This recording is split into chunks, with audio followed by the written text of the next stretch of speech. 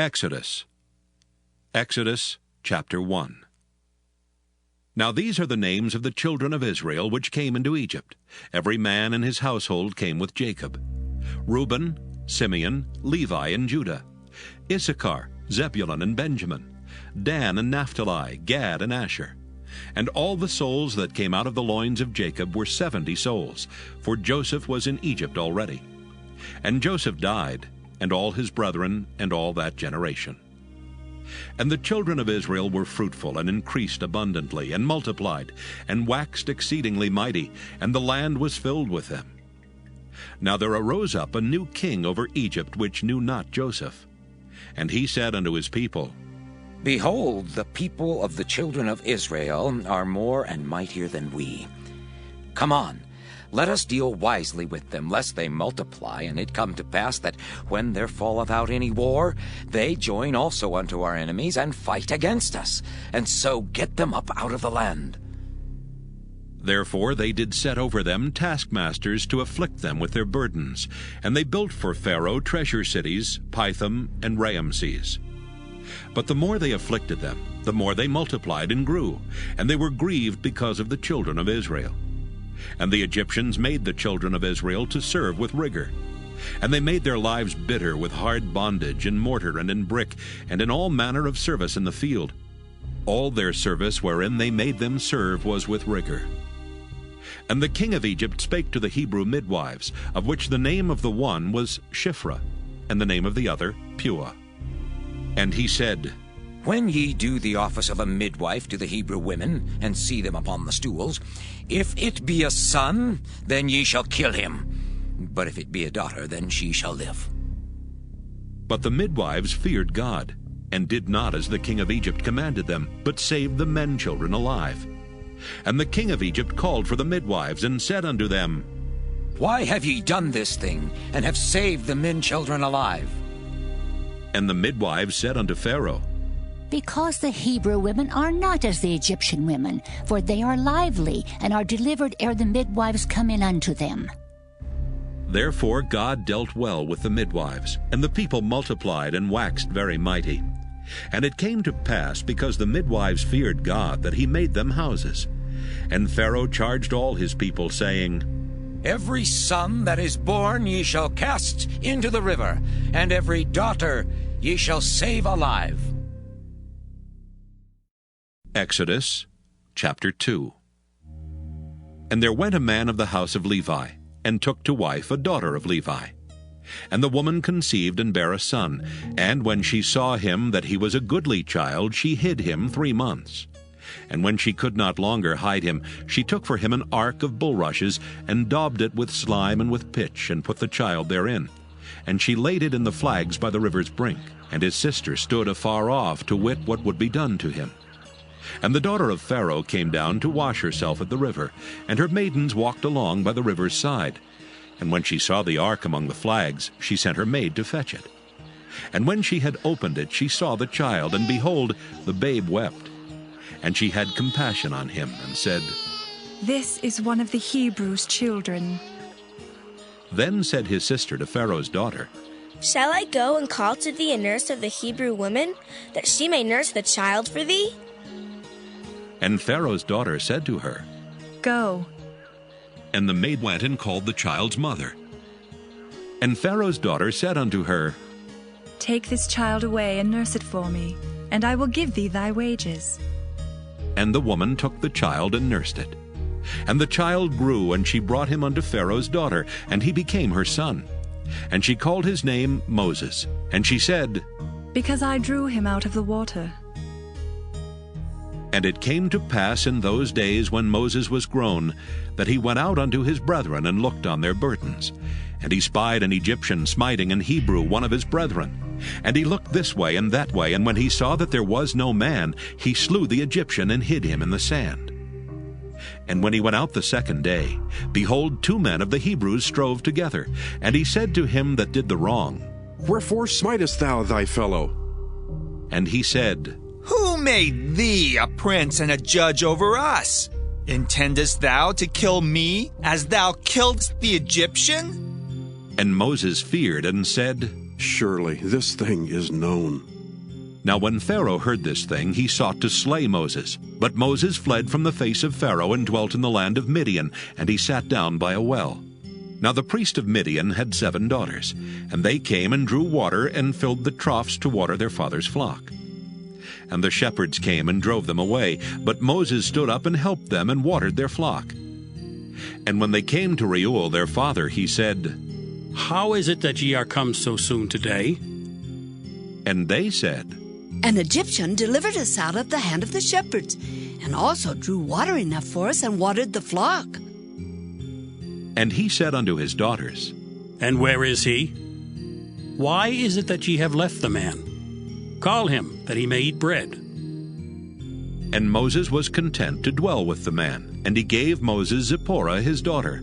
And she bare him a son, and he called his name Gershom. For he said, I have been a stranger in a strange land. And it came to pass in process of time that the king of Egypt died. And the children of Israel sighed by reason of the bondage, and they cried, and their cry came up unto God by reason of the bondage. And God heard their groaning, and God remembered his covenant with Abraham, with Isaac, and with Jacob. And God looked upon the children of Israel, and God had respect unto them. Exodus chapter 3. Now Moses kept the flock of Jethro his father-in-law, the priest of Midian, and he led the flock to the backside of the desert, and came to the mountain of God, even to Horeb.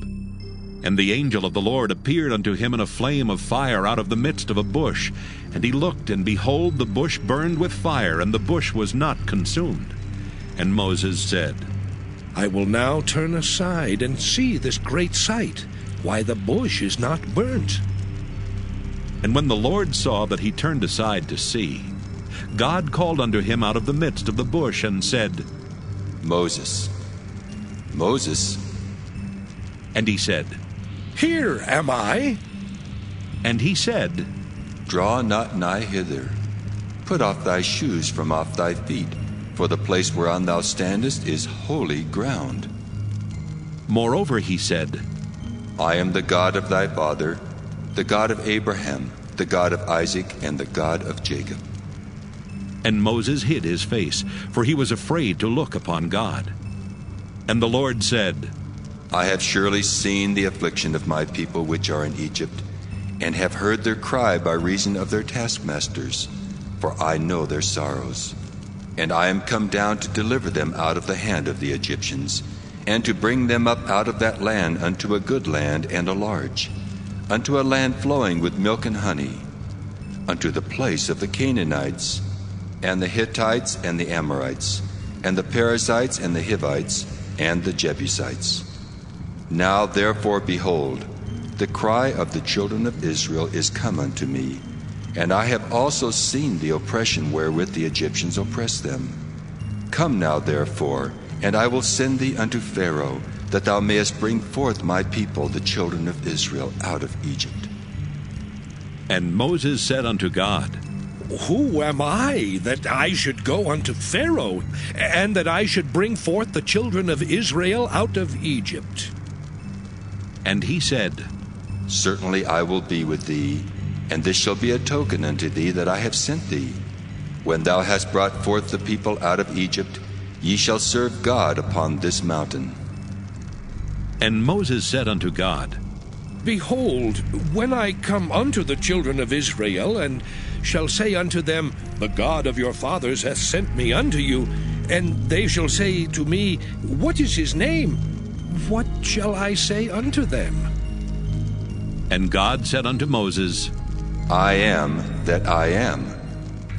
And he said, Thus shalt thou say unto the children of Israel, I am hath sent me unto you. And God said moreover unto Moses, Thus shalt thou say unto the children of Israel, The Lord God of your fathers, the God of Abraham, the God of Isaac, and the God of Jacob hath sent me unto you. This is my name forever, and this is my memorial unto all generations. Go and gather the elders of Israel together, and say unto them, The Lord God of your fathers, the God of Abraham, of Isaac, and of Jacob, appeared unto me, saying, I have surely visited you and seen that which is done to you in Egypt. And I have said, I will bring you up out of the affliction of Egypt unto the land of the Canaanites, and the Hittites, and the Amorites, and the Perizzites, and the Hivites, and the Jebusites, unto a land flowing with milk and honey. And they shall hearken to thy voice, and thou shalt come, thou and the elders of Israel, unto the king of Egypt. And ye shall say unto him, The Lord God of the Hebrews hath met with us. And now let us go, we beseech thee, 3 days' journey into the wilderness, that we may sacrifice to the Lord our God. And I am sure that the king of Egypt will not let you go, no, not by a mighty hand. And I will stretch out my hand and smite Egypt with all my wonders, which I will do in the midst thereof, and after that he will let you go. And I will give this people favor in the sight of the Egyptians. And it shall come to pass that when ye go, ye shall not go empty. But every woman shall borrow of her neighbor, and of her that sojourneth in her house, jewels of silver, and jewels of gold, and raiment. And ye shall put them upon your sons and upon your daughters, and ye shall spoil the Egyptians. Exodus chapter 4. And Moses answered and said, But behold, they will not believe me, nor hearken unto my voice, for they will say, The Lord hath not appeared unto thee. And the Lord said unto him, What is that in thine hand? And he said, A rod. And he said, Cast it on the ground. And he cast it on the ground, and it became a serpent, and Moses fled from before it. And the Lord said unto Moses, Put forth thine hand, and take it by the tail. And he put forth his hand, and caught it, and it became a rod in his hand, that they may believe that the Lord God of their fathers, the God of Abraham, the God of Isaac, and the God of Jacob hath appeared unto thee. And the Lord said furthermore unto him, Put now thine hand into thy bosom. And he put his hand into his bosom, and when he took it out, behold, his hand was leprous as snow. And he said, Put thine hand into thy bosom again. And he put his hand into his bosom again, and plucked it out of his bosom, and behold, it was turned again as his other flesh. And it shall come to pass, if they will not believe thee, neither hearken to the voice of the first sign, that they will believe the voice of the latter sign. And it shall come to pass, if they will not believe also these 2 signs, neither hearken unto thy voice, that thou shalt take of the water of the river, and pour it upon the dry land. And the water which thou takest out of the river shall become blood upon the dry land. And Moses said unto the Lord, O my Lord, I am not eloquent, neither heretofore nor since thou hast spoken unto thy servant, but I am slow of speech, and of a slow tongue. And the Lord said unto him, Who hath made man's mouth? Or who maketh the dumb, or deaf, or the seeing, or the blind? Have not I the Lord? Now therefore go, and I will be with thy mouth, and teach thee what thou shalt say. And he said, O my Lord, send, I pray thee, by the hand of him whom thou wilt send.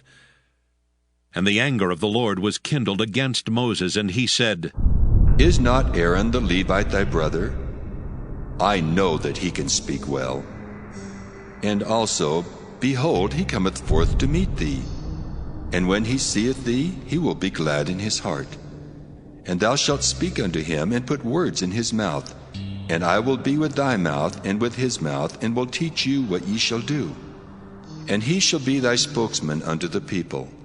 And he shall be, even he shall be to thee instead of a mouth, and thou shalt be to him instead of God. And thou shalt take this rod in thine hand, wherewith thou shalt do signs. And Moses went and returned to Jethro his father-in-law, and said unto him, Let me go, I pray thee, and return unto my brethren which are in Egypt, and see whether they be yet alive. And Jethro said to Moses, Go in peace. And the Lord said unto Moses in Midian, Go, return into Egypt, for all the men are dead which sought thy life. And Moses took his wife and his sons, and set them upon an ass, and he returned to the land of Egypt. And Moses took the rod of God in his hand. And the Lord said unto Moses, When thou goest to return into Egypt, see that thou do all those wonders before Pharaoh which I put in thine hand. But I will harden his heart, that he shall not let the people go. And thou shalt say unto Pharaoh, Thus saith the Lord, Israel is my son, even my firstborn. And I say unto thee, Let my son go, that he may serve me. And if thou refuse to let him go, behold, I will slay thy son, even thy firstborn. And it came to pass by the way in the inn, that the Lord met him, and sought to kill him. Then Zipporah took a sharp stone, and cut off the foreskin of her son, and cast it at his feet, and said, Surely a bloody husband art thou to me. So he let him go. Then she said, A bloody husband thou art, because of the circumcision. And the Lord said to Aaron, Go into the wilderness to meet Moses. And he went and met him in the mount of God, and kissed him. And Moses told Aaron all the words of the Lord who had sent him, and all the signs which he had commanded him. And Moses and Aaron went and gathered together all the elders of the children of Israel.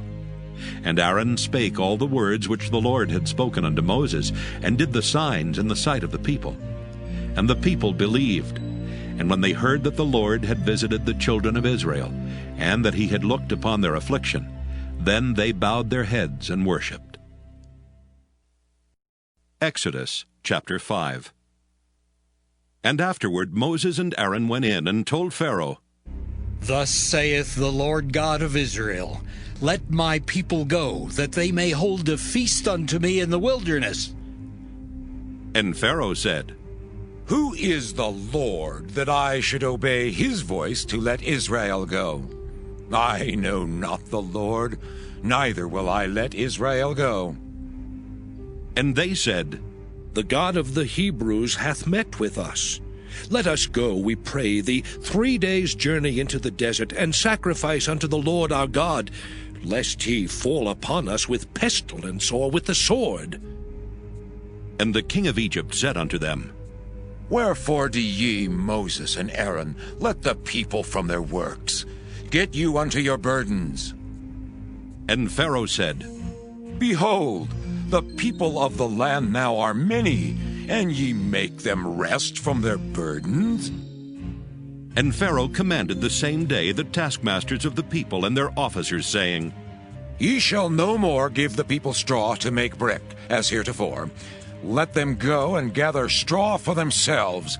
And the tale of the bricks which they did make heretofore, ye shall lay upon them. Ye shall not diminish aught thereof. For they be idle. Therefore they cry, saying, Let us go and sacrifice to our God. Let their more work be laid upon the men, that they may labor therein, and let them not regard vain words. And the taskmasters of the people went out, and their officers, and they spake to the people, saying, Thus saith Pharaoh, I will not give you straw. Go ye, get you straw where ye can find it, yet not aught of your work shall be diminished.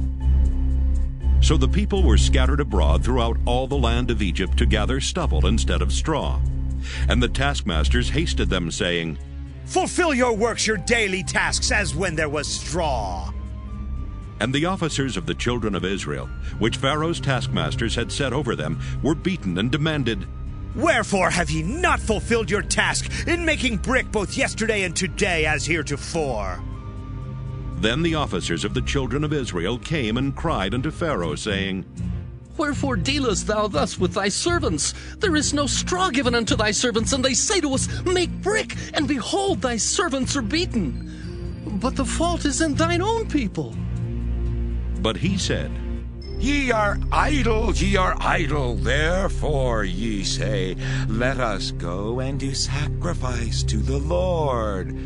Go therefore now and work, for there shall no straw be given you, yet shall ye deliver the tale of bricks.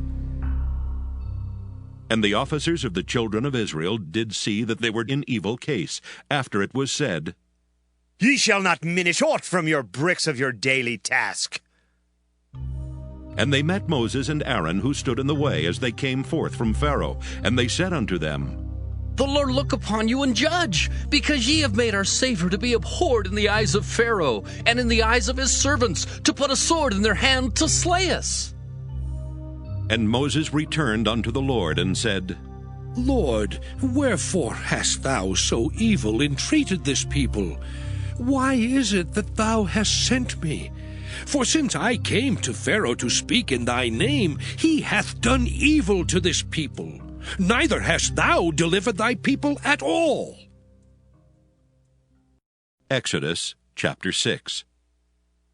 Then the Lord said unto Moses, Now shalt thou see what I will do to Pharaoh. For with a strong hand shall he let them go, and with a strong hand shall he drive them out of his land. And God spake unto Moses, and said unto him, I am the Lord, and I appeared unto Abraham, unto Isaac, and unto Jacob by the name of God Almighty. But by my name Jehovah was I not known to them. And I have also established my covenant with them, to give them the land of Canaan, the land of their pilgrimage wherein they were strangers. And I have also heard the groaning of the children of Israel, whom the Egyptians keep in bondage, and I have remembered my covenant. Wherefore say unto the children of Israel, I am the Lord, and I will bring you out from under the burdens of the Egyptians, and I will rid you out of their bondage, and I will redeem you with a stretched out arm and with great judgments. And I will take you to me for a people, and I will be to you a God. And ye shall know that I am the Lord your God, which bringeth you out from under the burdens of the Egyptians.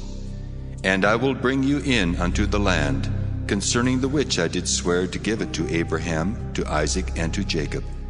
And I will give it you for an heritage. I am the Lord. And Moses spake so unto the children of Israel. But they hearkened not unto Moses for anguish of spirit and for cruel bondage. And the Lord spake unto Moses, saying, Go in, speak unto Pharaoh king of Egypt, that he let the children of Israel go out of his land. And Moses spake before the Lord, saying, Behold, the children of Israel have not hearkened unto me. How then shall Pharaoh hear me, who am of uncircumcised lips? And the Lord spake unto Moses and unto Aaron, and gave them a charge unto the children of Israel, and unto Pharaoh king of Egypt, to bring the children of Israel out of the land of Egypt. These be the heads of their fathers' houses. The sons of Reuben, the firstborn of Israel, Hanok and Palu, Hezron and Carmi. These be the families of Reuben. And the sons of Simeon, Jemuel and Jamin, and Ohad and Jachin, and Zohar and Shaul, the son of a Canaanitish woman. These are the families of Simeon. And these are the names of the sons of Levi according to their generations, Gershon and Kohath and Merari. And the years of the life of Levi were 137 years. The sons of Gershon, Libni and Shimei according to their families. And the sons of Kohath, Amram and Izhar and Hebron and Uzziel. And the years of the life of Kohath were 133 years. And the sons of Merari, Mahali and Mushi. These are the families of Levi according to their generations. And Amram took him Jochebed, his father's sister, to wife, and she bare him Aaron and Moses. And the years of the life of Amram were 137 years. And the sons of Izhar, Korah and Nepheg and Zichri. And the sons of Uzziel, Mishael and Elzaphan and Zithri. And Aaron took him Elisheba, daughter of Aminadab, sister of Naashon, to wife, and she bare him Nadab and Abihu, Eleazar and Ithamar. And the sons of Korah, Asher and Elkanah, and Abisaph. These are the families of the Korhites. And Eleazar, Aaron's son, took him one of the daughters of Putiel to wife, and she bare him Phinehas. These are the heads of the fathers of the Levites according to their families. These are that Aaron and Moses, to whom the Lord said, Bring out the children of Israel from the land of Egypt, according to their armies. These are they which spake to Pharaoh king of Egypt, to bring out the children of Israel from Egypt. These are that Moses and Aaron. And it came to pass on the day when the Lord spake unto Moses in the land of Egypt, that the Lord spake unto Moses, saying, I am the Lord. Speak thou unto Pharaoh king of Egypt all that I say unto thee. And Moses said before the Lord, Lord, behold, I am of uncircumcised lips, and how shall Pharaoh hearken unto me? Exodus chapter 7. And the Lord said unto Moses, See, I have made thee a god to Pharaoh, and Aaron thy brother shall be thy prophet. Thou shalt speak all that I command thee, and Aaron thy brother shall speak unto Pharaoh, that he send the children of Israel out of his land. And I will harden Pharaoh's heart, and multiply my signs and my wonders in the land of Egypt. But Pharaoh shall not hearken unto you, that I may lay my hand upon Egypt, and bring forth mine armies, and my people the children of Israel out of the land of Egypt by great judgments. And the Egyptians shall know that I am the Lord, when I stretch forth mine hand upon Egypt, and bring out the children of Israel from among them. And Moses and Aaron did as the Lord commanded them, so did they. And Moses was 80 years old, and Aaron 83 years old, when they spake unto Pharaoh. And the Lord spake unto Moses and unto Aaron, saying, When Pharaoh shall speak unto you, saying, Show a miracle for you, then thou shalt say unto Aaron, Take thy rod and cast it before Pharaoh, and it shall become a serpent. And Moses and Aaron went in unto Pharaoh, and they did so as the Lord had commanded. And Aaron cast down his rod before Pharaoh and before his servants, and it became a serpent. Then Pharaoh also called the wise men and the sorcerers. Now the magicians of Egypt, they also did in like manner with their enchantments. For they cast down every man his rod, and they became serpents. But Aaron's rod swallowed up their rods. And he hardened Pharaoh's heart, that he hearkened not unto them, as the Lord had said. And the Lord said unto Moses, Pharaoh's heart is hardened, he refuseth to let the people go. Get thee unto Pharaoh in the morning. Lo, he goeth out unto the water, and thou shalt stand by the river's brink against he come. And the rod which was turned to a serpent shalt thou take in thine hand, and thou shalt say unto him, The Lord God of the Hebrews hath sent me unto thee, saying, Let my people go, that they may serve me in the wilderness. And behold, hitherto thou wouldst not hear. Thus saith the Lord, In this thou shalt know that I am the Lord. Behold, I will smite with the rod that is in mine hand upon the waters which are in the river, and they shall be turned to blood. And the fish that is in the river shall die, and the river shall stink, and the Egyptians shall loathe to drink of the water of the river.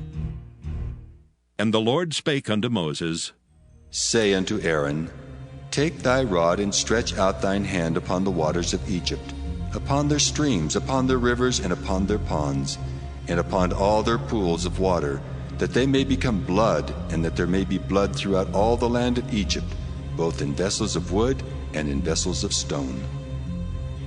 And Moses and Aaron did so as the Lord commanded. And he lifted up the rod and smote the waters that were in the river, in the sight of Pharaoh, and in the sight of his servants. And all the waters that were in the river were turned to blood. And the fish that was in the river died, and the river stank, and the Egyptians could not drink of the water of the river. And there was blood throughout all the land of Egypt. And the magicians of Egypt did so with their enchantments, and Pharaoh's heart was hardened, neither did he hearken unto them as the Lord had said. And Pharaoh turned and went into his house, neither did he set his heart to this also. And all the Egyptians digged round about the river for water to drink, for they could not drink of the water of the river. And 7 days were fulfilled after that the Lord had smitten the river. Exodus chapter 8. And the Lord spake unto Moses, Go unto Pharaoh, and say unto him, Thus saith the Lord, Let my people go, that they may serve me. And if thou refuse to let them go, behold, I will smite all thy borders with frogs. And the river shall bring forth frogs abundantly, which shall go up and come into thine house, and into thy bedchamber, and upon thy bed, and into the house of thy servants, and upon thy people, and into thine ovens, and into thy kneading troughs. And the frogs shall come up both on thee, and upon thy people, and upon all thy servants.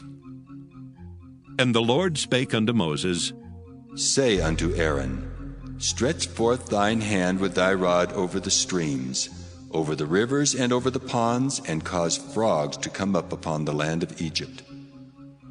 And Aaron stretched out his hand over the waters of Egypt, and the frogs came up and covered the land of Egypt. And the magicians did so with their enchantments, and brought up frogs upon the land of Egypt.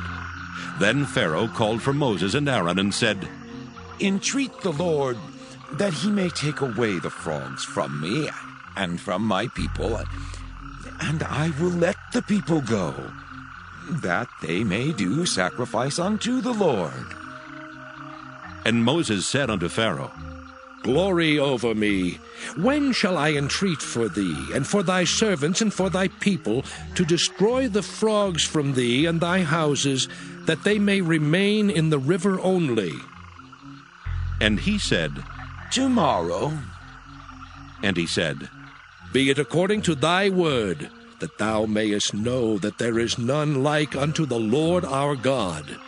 And the frogs shall depart from thee, and from thy houses, and from thy servants, and from thy people. They shall remain in the river only. And Moses and Aaron went out from Pharaoh. And Moses cried unto the Lord because of the frogs which he had brought against Pharaoh.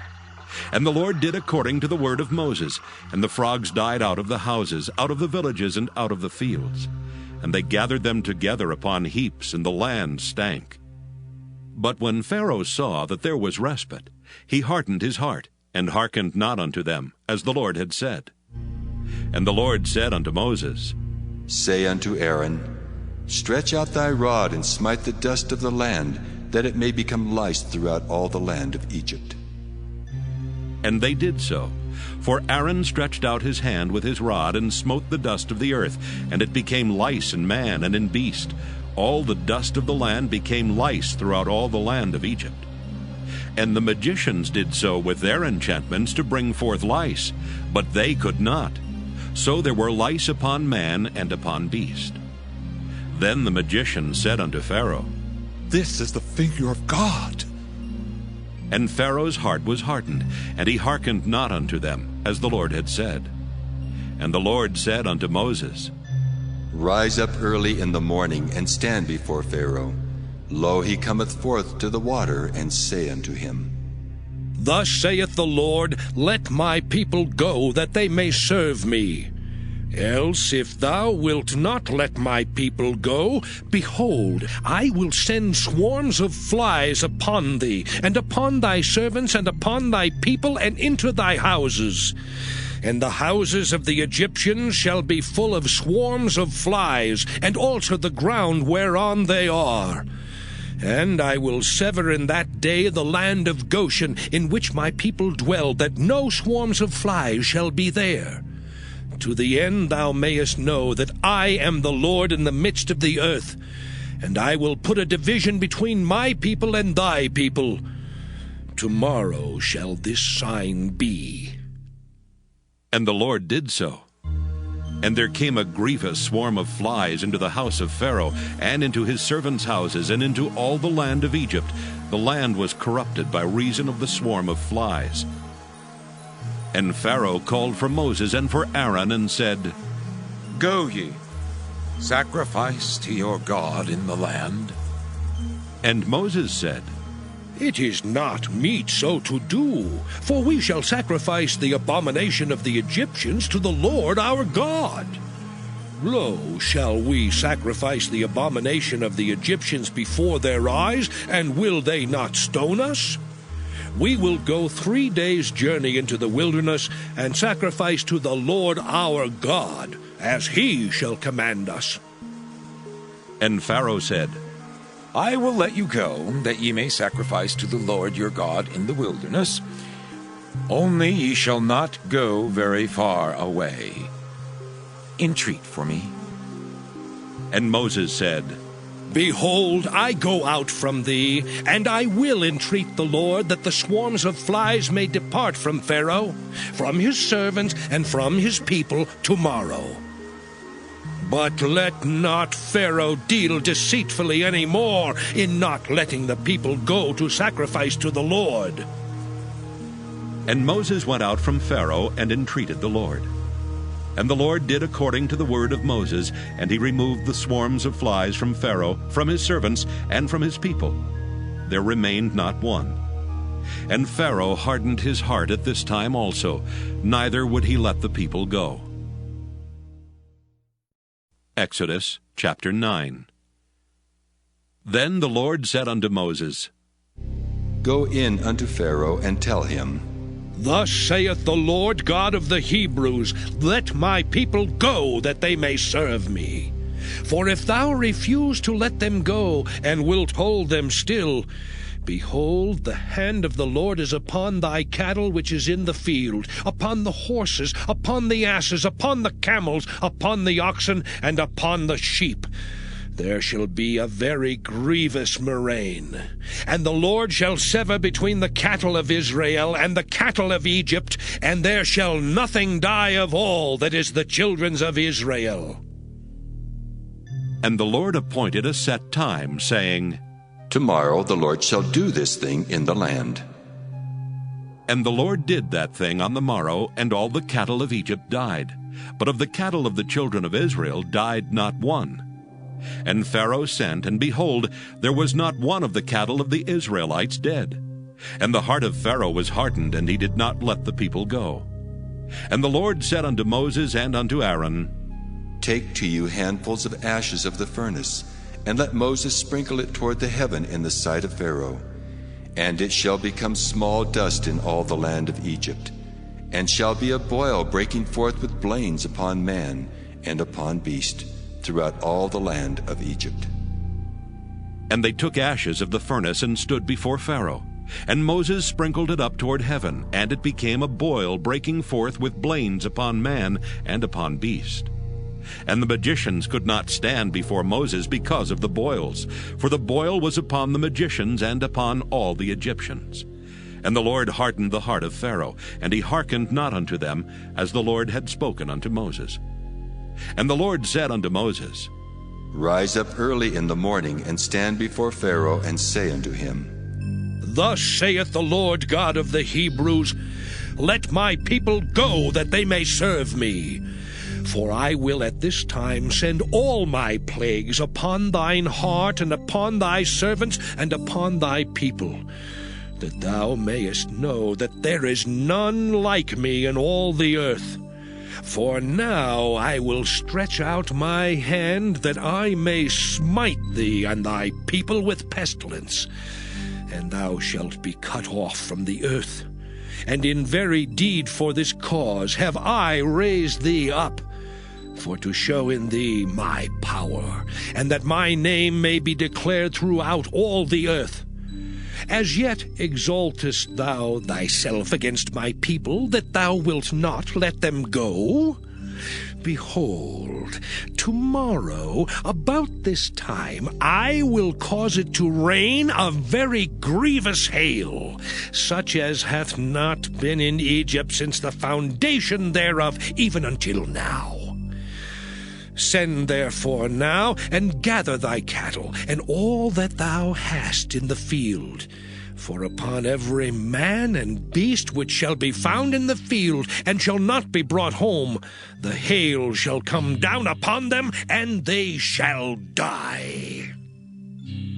He that feared the word of the Lord among the servants of Pharaoh made his servants and his cattle flee into the houses. And he that regarded not the word of the Lord left his servants and his cattle in the field. And the Lord said unto Moses, Stretch forth thine hand toward heaven, that there may be hail in all the land of Egypt, upon man and upon beast, and upon every herb of the field throughout the land of Egypt. And Moses stretched forth his rod toward heaven, and the Lord sent thunder and hail, and the fire ran along upon the ground. And the Lord rained hail upon the land of Egypt. So there was hail and fire mingled with the hail, very grievous, such as there was none like it in all the land of Egypt since it became a nation. And the hail smote throughout all the land of Egypt all that was in the field, both man and beast. And the hail smote every herb of the field, and brake every tree of the field. Only in the land of Goshen, where the children of Israel were, was there no hail. And Pharaoh sent and called for Moses and Aaron, and said unto them, I have sinned this time. The Lord is righteous, and I and my people are wicked. Entreat the Lord, for it is enough that there be no more mighty thunderings and hail, and I will let you go, and ye shall stay no longer. And Moses said unto him, As soon as I am gone out of the city, I will spread abroad my hands unto the Lord. And the thunder shall cease, neither shall there be any more hail, that thou mayest know how that the earth is the Lord's. But as for thee and thy servants, I know that ye will not yet fear the Lord God. And the flax and the barley was smitten, for the barley was in the ear, and the flax was bold. But the wheat and the rye were not smitten, for they were not grown up. And Moses went out of the city from Pharaoh, and spread abroad his hands unto the Lord. And the thunders and hail ceased, and the rain was not poured upon the earth. And when Pharaoh saw that the rain and the hail and the thunders were ceased, he sinned yet more, and hardened his heart, he and his servants. And the heart of Pharaoh was hardened, neither would he let the children of Israel go, as the Lord had spoken by Moses. Exodus chapter 10. And the Lord said unto Moses, Go in unto Pharaoh, for I have hardened his heart and the heart of his servants, that I might show these my signs before him, and that thou mayest tell in the ears of thy son, and of thy son's son, what things I have wrought in Egypt, and my signs which I have done among them, that ye may know how that I am the Lord.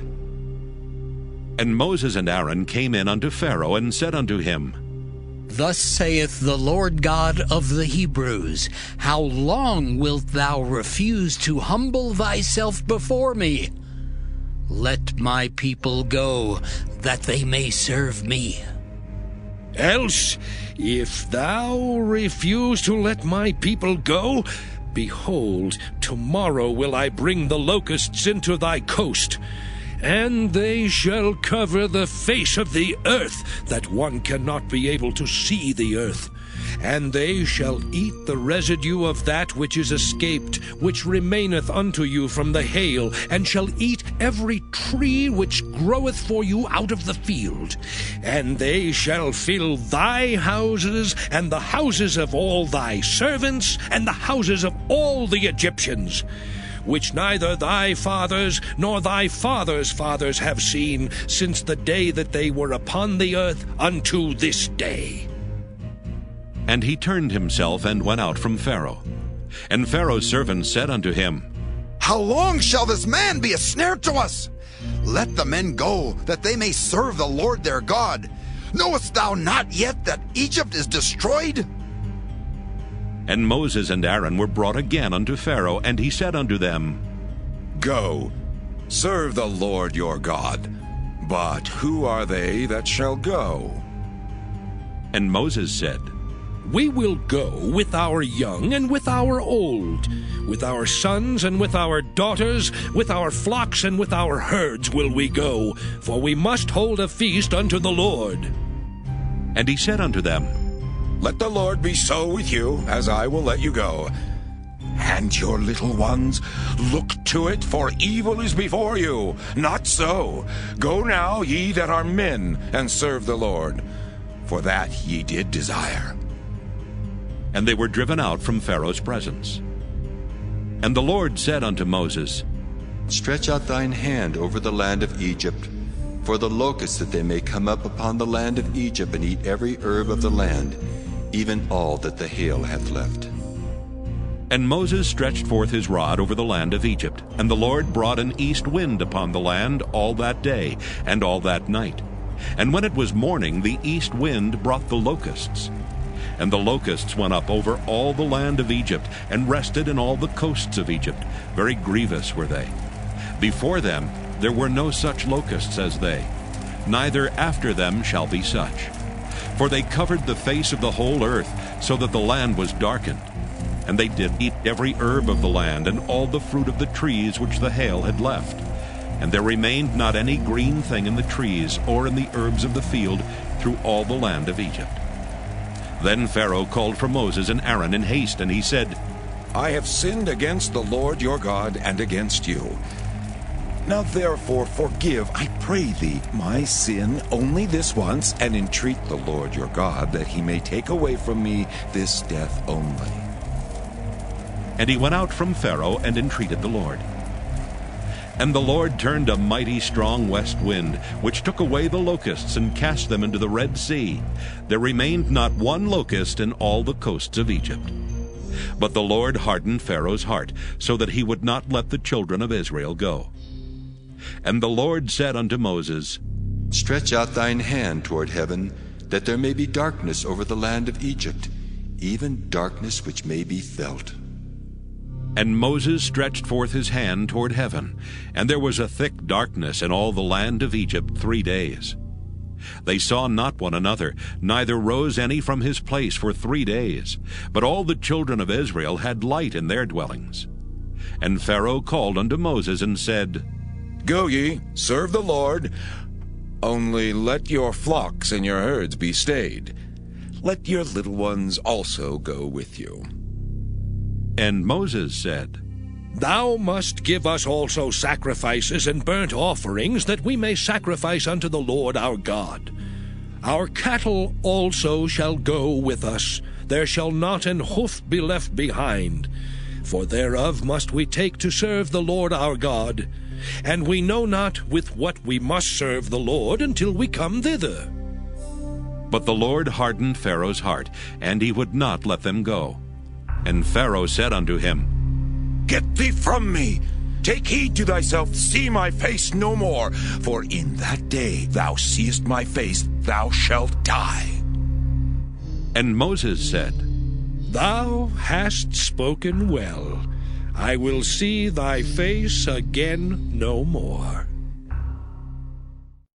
Exodus chapter 11. And the Lord said unto Moses, Yet will I bring one plague more upon Pharaoh and upon Egypt. Afterwards he will let you go hence. When he shall let you go, he shall surely thrust you out hence altogether. Speak now in the ears of the people, and let every man borrow of his neighbor, and every woman of her neighbor, jewels of silver and jewels of gold. And the Lord gave the people favor in the sight of the Egyptians. Moreover, the man Moses was very great in the land of Egypt, in the sight of Pharaoh's servants, and in the sight of the people. And Moses said, Thus saith the Lord, About midnight will I go out into the midst of Egypt, and all the firstborn in the land of Egypt shall die, from the firstborn of Pharaoh that sitteth upon his throne, even unto the firstborn of the maidservant that is behind the mill, and all the firstborn of beasts. And there shall be a great cry throughout all the land of Egypt, such as there was none like it, nor shall be like it any more. But against any of the children of Israel shall not a dog move his tongue, against man or beast, that ye may know how that the Lord doth put a difference between the Egyptians and Israel.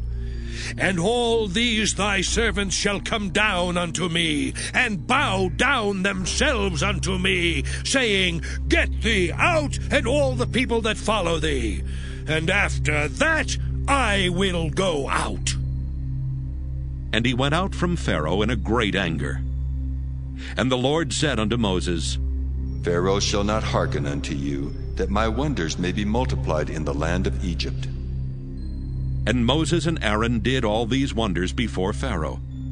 And the Lord hardened Pharaoh's heart, so that he would not let the children of Israel go out of his land.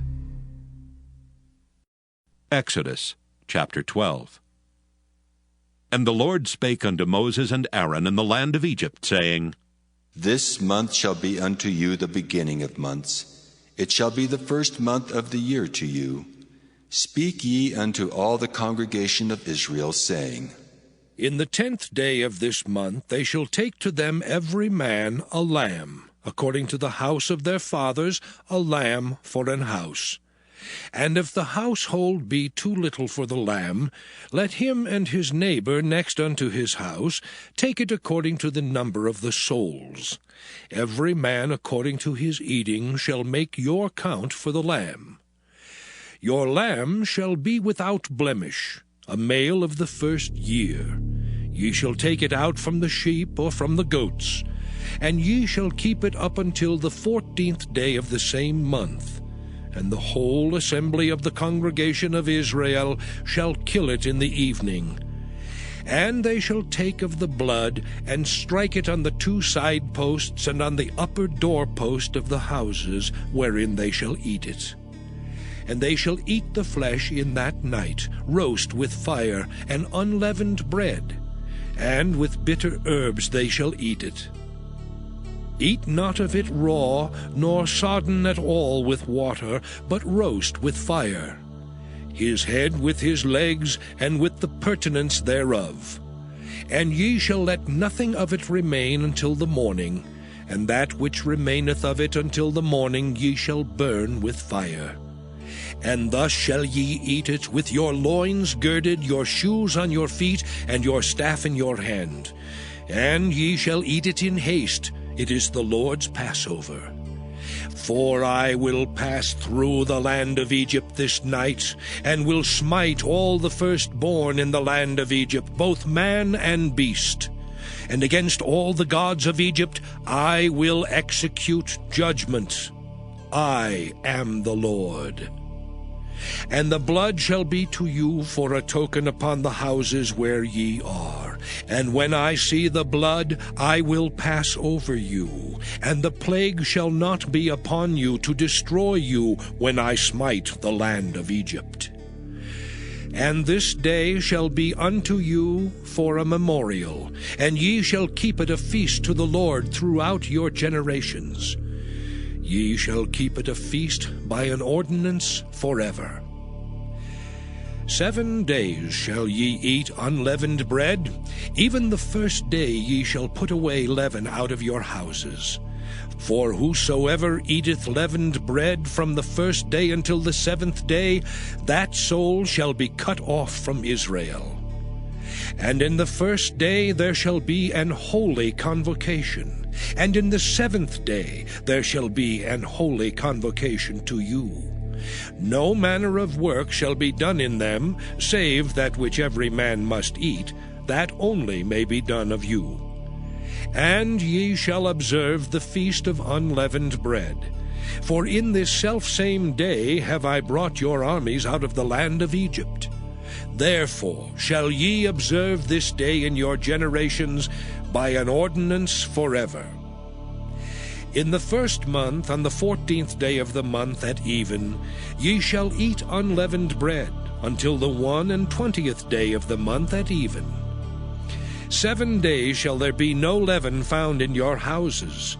For whosoever eateth that which is leavened, even that soul shall be cut off from the congregation of Israel, whether he be a stranger or born in the land. Ye shall eat nothing leavened.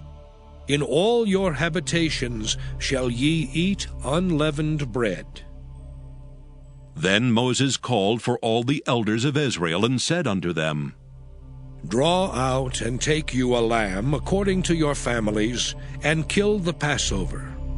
And ye shall take a bunch of hyssop, and dip it in the blood that is in the basin, and strike the lintel and the 2 side posts with the blood that is in the basin. And none of you shall go out at the door of his house until the morning. For the Lord will pass through to smite the Egyptians, and when he seeth the blood upon the lintel and on the 2 side posts, The Lord will pass over the door, and will not suffer the destroyer to come in unto your houses to smite you. And ye shall observe this thing for an ordinance to thee and to thy sons forever. And it shall come to pass, when ye be come to the land which the Lord will give you, according as he hath promised, that ye shall keep this service. And it shall come to pass, when your children shall say unto you, What mean ye by this service? That ye shall say, It is the sacrifice of the Lord's Passover, who passed over the houses of the children of Israel in Egypt, when he smote the Egyptians and delivered our houses. And the people bowed the head and worshipped. And the children of Israel went away and did as the Lord had commanded Moses and Aaron, so did they. And it came to pass that at midnight the Lord smote all the firstborn in the land of Egypt, from the firstborn of Pharaoh that sat on his throne unto the firstborn of the captive that was in the dungeon, and all the firstborn of cattle. And Pharaoh rose up in the night, he and all his servants and all the Egyptians. And there was a great cry in Egypt, for there was not a house where there was not one dead. And he called for Moses and Aaron by night and said, Rise up, and get you forth from among my people, both ye and the children of Israel, and go, serve the Lord as ye have said. Also take your flocks and your herds as ye have said, and be gone. And bless me also. And the Egyptians were urgent upon the people, that they might send them out of the land in haste, for they said, We be all dead men. And the people took their dough before it was leavened, their kneading troughs being bound up in their clothes upon their shoulders. And the children of Israel did according to the word of Moses. And they borrowed of the Egyptians jewels of silver and jewels of gold and raiment. And the Lord gave the people favor in the sight of the Egyptians, so that they lent unto them such things as they required, and they spoiled the Egyptians. And the children of Israel journeyed from Ramesses to Succoth, about 600,000 on foot that were men beside children. And a mixed multitude went up also with them, and flocks and herds, even very much cattle. And they baked unleavened cakes of the dough which they brought forth out of Egypt, for it was not leavened, because they were thrust out of Egypt and could not tarry, neither had they prepared for themselves any victual. Now the sojourning of the children of Israel who dwelt in Egypt was 430 years. And it came to pass at the end of the 430 years, even the selfsame day it came to pass, that all the hosts of the Lord went out from the land of Egypt. It is a night to be much observed unto the Lord for bringing them out from the land of Egypt. This is that night of the Lord to be observed of all the children of Israel in their generations. And the Lord said unto Moses and Aaron, This is the ordinance of the Passover. There shall no stranger eat thereof, but every man's servant that is bought for money, when thou hast circumcised him, then shall he eat thereof. A foreigner and an hired servant shall not eat thereof. In one house shall it be eaten. Thou shalt not carry forth aught of the flesh abroad out of the house, neither shall ye break a bone thereof. All the congregation of Israel shall keep it. And when a stranger shall sojourn with thee, and will keep the Passover to the Lord, let all his males be circumcised, and then let him come near and keep it. And he shall be as one that is born in the land, for no uncircumcised person shall eat thereof. One law shall be to him that is homeborn, and unto the stranger that sojourneth among you. Thus did all the children of Israel.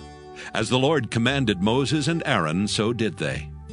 And it came to pass the selfsame day that the Lord did bring the children of Israel out of the land of Egypt by their armies.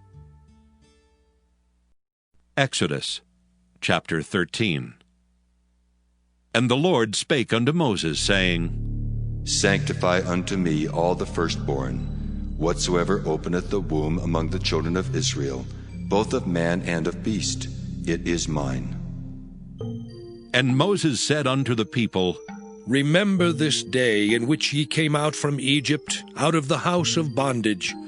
For by strength of hand the Lord brought you out from this place. There shall no leavened bread be eaten.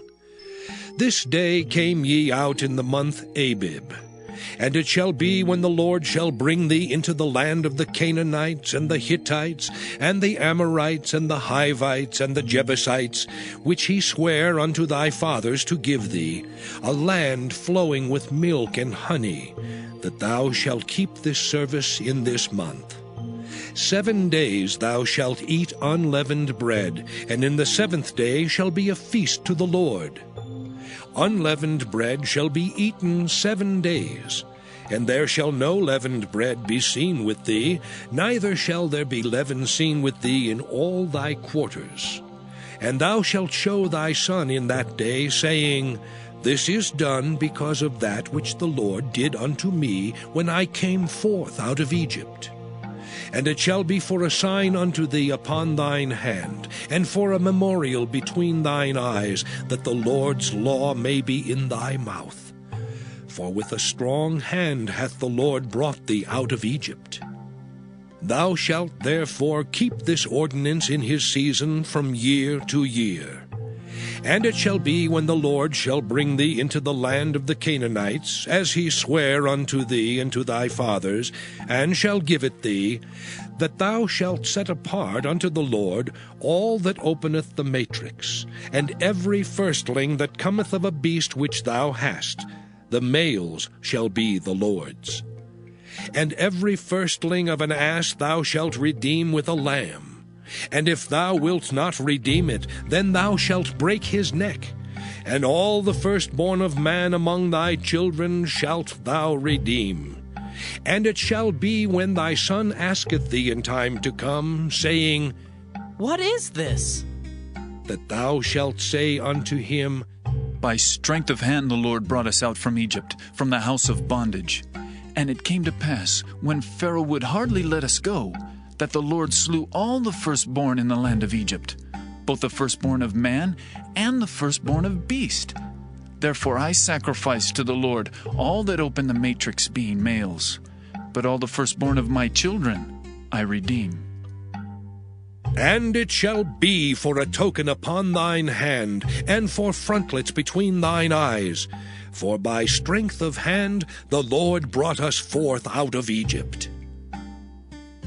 And it came to pass, when Pharaoh had let the people go, that God led them not through the way of the land of the Philistines, although that was near. For God said, Lest peradventure the people repent when they see war, and they return to Egypt. But God led the people about through the way of the wilderness of the Red Sea, and the children of Israel went up harnessed out of the land of Egypt. And Moses took the bones of Joseph with him, for he had straitly sworn the children of Israel, saying, God will surely visit you, and ye shall carry up my bones away hence with you. And they took their journey from Succoth, and encamped in Etham in the edge of the wilderness. And the Lord went before them by day in a pillar of a cloud, to lead them the way, and by night in a pillar of fire, to give them light, to go by day and night. He took not away the pillar of the cloud by day, nor the pillar of fire by night from before the people. Exodus chapter 14. And the Lord spake unto Moses, saying, Speak unto the children of Israel, that they turn and encamp before Pihahiroth, between Migdol and the sea, over against Baal-zephon. Before it shall ye encamp by the sea. For Pharaoh will say of the children of Israel, They are entangled in the land, the wilderness hath shut them in. And I will harden Pharaoh's heart, that he shall follow after them. And I will be honored upon Pharaoh, and upon all his host, that the Egyptians may know that I am the Lord. And they did so. And it was told the king of Egypt that the people fled. And the heart of Pharaoh and of his servants was turned against the people, and they said, Why have we done this, that we have let Israel go from serving us? And he made ready his chariot, and took his people with him. And he took 600 chosen chariots, and all the chariots of Egypt, and captains over every one of them. And the Lord hardened the heart of Pharaoh king of Egypt, and he pursued after the children of Israel. And the children of Israel went out with an high hand. But the Egyptians pursued after them, all the horses and chariots of Pharaoh and his horsemen and his army, and overtook them encamping by the sea, beside Pi-hahiroth, before Baal-zephon. And when Pharaoh drew nigh, the children of Israel lifted up their eyes, and behold, the Egyptians marched after them. And they were sore afraid. And the children of Israel cried out unto the Lord. And they said unto Moses, Because there were no graves in Egypt, hast thou taken us away to die in the wilderness? Wherefore hast thou dealt thus with us, to carry us forth out of Egypt? Is not this the word that we did tell thee in Egypt, saying, Let us alone, that we may serve the Egyptians? For it had been better for us to serve the Egyptians, than that we should die in the wilderness. And Moses said unto the people, Fear ye not. Stand still and see the salvation of the Lord, which he will show to you today. For the Egyptians whom ye have seen today, ye shall see them again no more forever. The Lord shall fight for you, and ye shall hold your peace. And the Lord said unto Moses, Wherefore criest thou unto me? Speak unto the children of Israel that they go forward. But lift thou up thy rod, and stretch out thine hand over the sea, and divide it. And the children of Israel shall go on dry ground through the midst of the sea. And I, behold, I will harden the hearts of the Egyptians, and they shall follow them. And I will get me honor upon Pharaoh, and upon all his host, upon his chariots, and upon his horsemen. And the Egyptians shall know that I am the Lord, when I have gotten me honor upon Pharaoh, upon his chariots, and upon his horsemen. And the angel of God, which went before the camp of Israel, removed and went behind them. And the pillar of the cloud went from before their face, and stood behind them. And it came between the camp of the Egyptians and the camp of Israel, and it was a cloud and darkness to them, but it gave light by night to these, so that the one came not near the other all the night. And Moses stretched out his hand over the sea, and the Lord caused the sea to go back by a strong east wind all that night, and made the sea dry land, and the waters were divided. And the children of Israel went into the midst of the sea upon the dry ground, and the waters were a wall unto them on their right hand and on their left. And the Egyptians pursued, and went in after them to the midst of the sea, even all Pharaoh's horses, his chariots, and his horsemen. And it came to pass that in the morning watch the Lord looked unto the host of the Egyptians through the pillar of fire and of the cloud, and troubled the host of the Egyptians, and took off their chariot wheels, that they drave them heavily. So that the Egyptians said, Let us flee from the face of Israel. For the Lord fighteth for them against the Egyptians. And the Lord said unto Moses, Stretch out thine hand over the sea, that the waters may come again upon the Egyptians, upon their chariots, and upon their horsemen. And Moses stretched forth his hand over the sea, and the sea returned to his strength when the morning appeared. And the Egyptians fled against it, and the Lord overthrew the Egyptians in the midst of the sea. And the waters returned and covered the chariots and the horsemen, and all the host of Pharaoh that came into the sea after them. There remained not so much as one of them. But the children of Israel walked upon dry land in the midst of the sea, and the waters were a wall unto them on their right hand and on their left. Thus the Lord saved Israel that day out of the hand of the Egyptians. And Israel saw the Egyptians dead upon the seashore. And Israel saw that great work which the Lord did upon the Egyptians. And the people feared the Lord, and believed the Lord and his servant Moses. Exodus chapter 15. Then sang Moses and the children of Israel this song unto the Lord, and spake, saying, I will sing unto the Lord, for he hath triumphed gloriously. The horse and his rider hath he thrown into the sea. The Lord is my strength and song, and he is become my salvation. He is my God, and I will prepare him an habitation, my father's God, and I will exalt him. The Lord is a man of war, the Lord is his name. Pharaoh's chariots and his host hath he cast into the sea. His chosen captains also are drowned in the Red Sea. The depths have covered them, they sank into the bottom as a stone. Thy right hand, O Lord, is become glorious in power. Thy right hand, O Lord, hath dashed in pieces the enemy. And in the greatness of thine excellency, thou hast overthrown them that rose up against thee. Thou sentest forth thy wrath, which consumed them as stubble. And with a blast of thy nostrils the waters were gathered together. The flood stood upright as an heap, and the depths were congealed in the heart of the sea. The enemy said, I will pursue, I will overtake, I will divide the spoil. My lust shall be satisfied upon them. I will draw my sword, my hand shall destroy them. Thou didst blow with thy wind, the sea covered them, they sank as lead in the mighty waters. Who is like unto thee, O Lord, among the gods? Who is like thee, glorious in holiness, fearful in praises, doing wonders? Thou stretchest out thy right hand, the earth swallowed them. Thou in thy mercy hast led forth the people which thou hast redeemed. Thou hast guided them in thy strength unto thy holy habitation. The people shall hear and be afraid.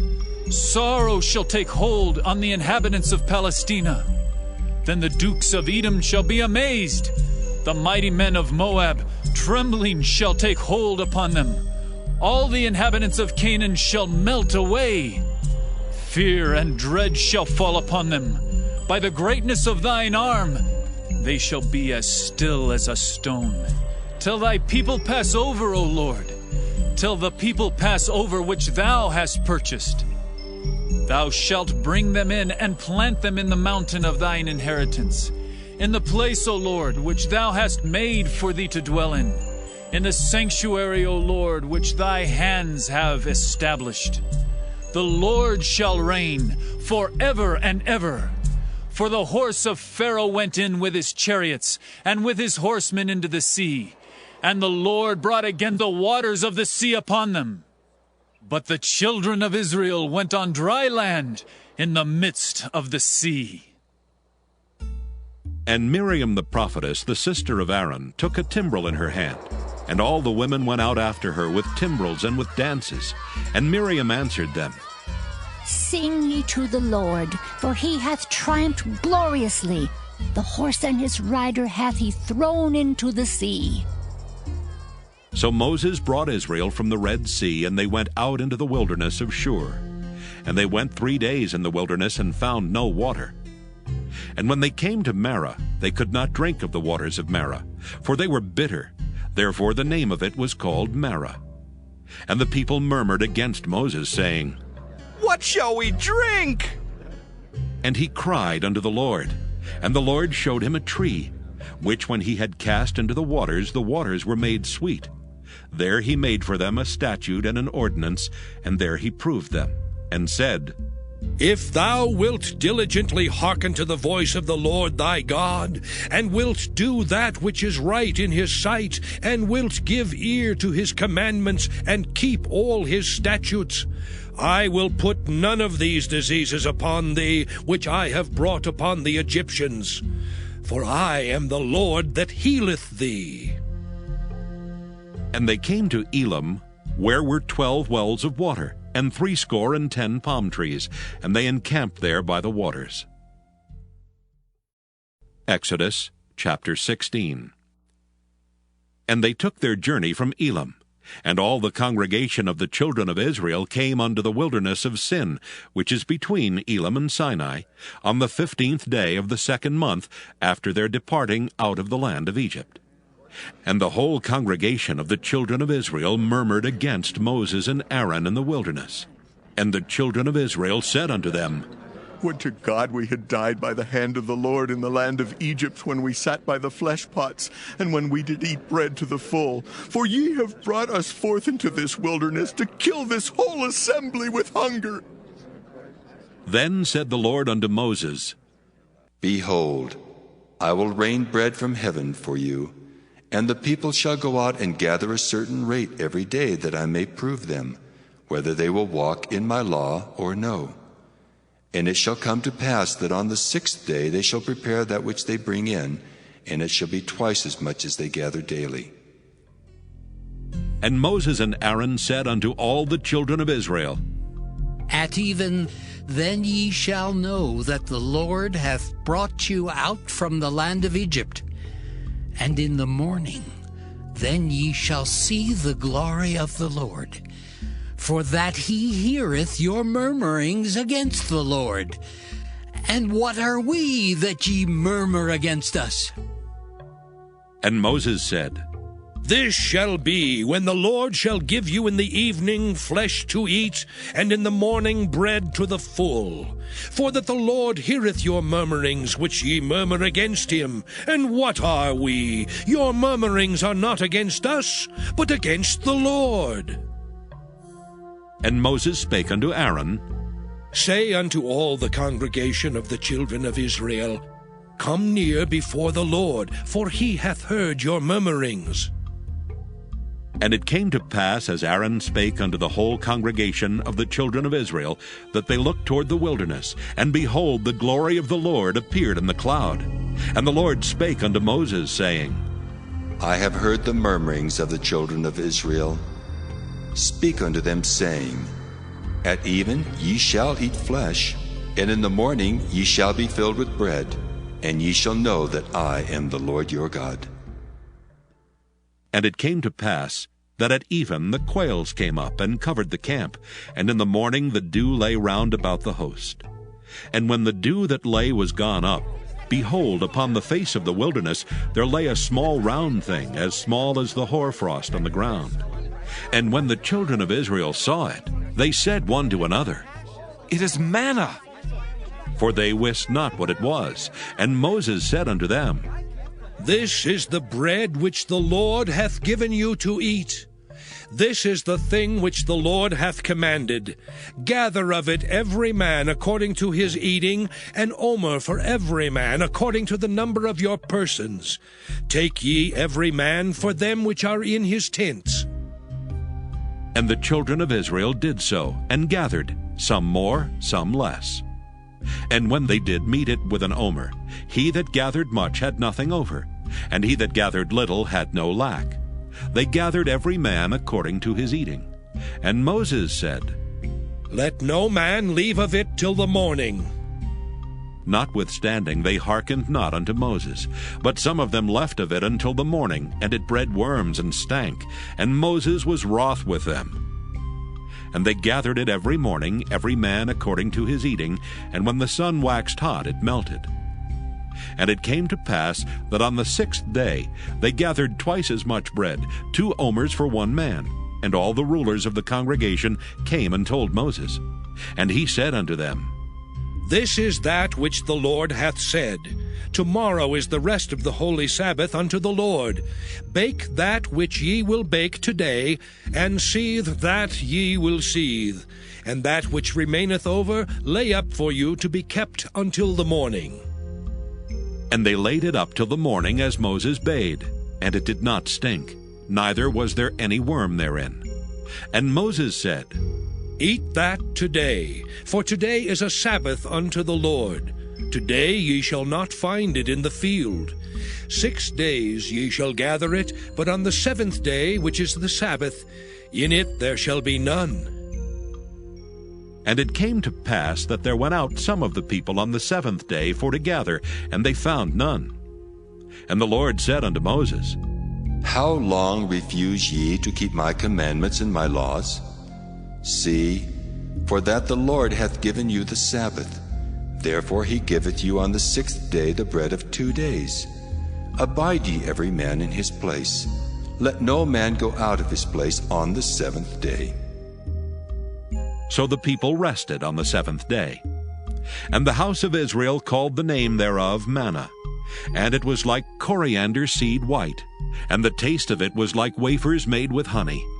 And Moses said, This is the thing which the Lord commandeth. Fill an omer of it to be kept for your generations, that they may see the bread wherewith I have fed you in the wilderness, when I brought you forth from the land of Egypt. And Moses said unto Aaron, Take a pot, and put an omer full of manna therein, and lay it up before the Lord, to be kept for your generations. As the Lord commanded Moses, so Aaron laid it up before the testimony to be kept.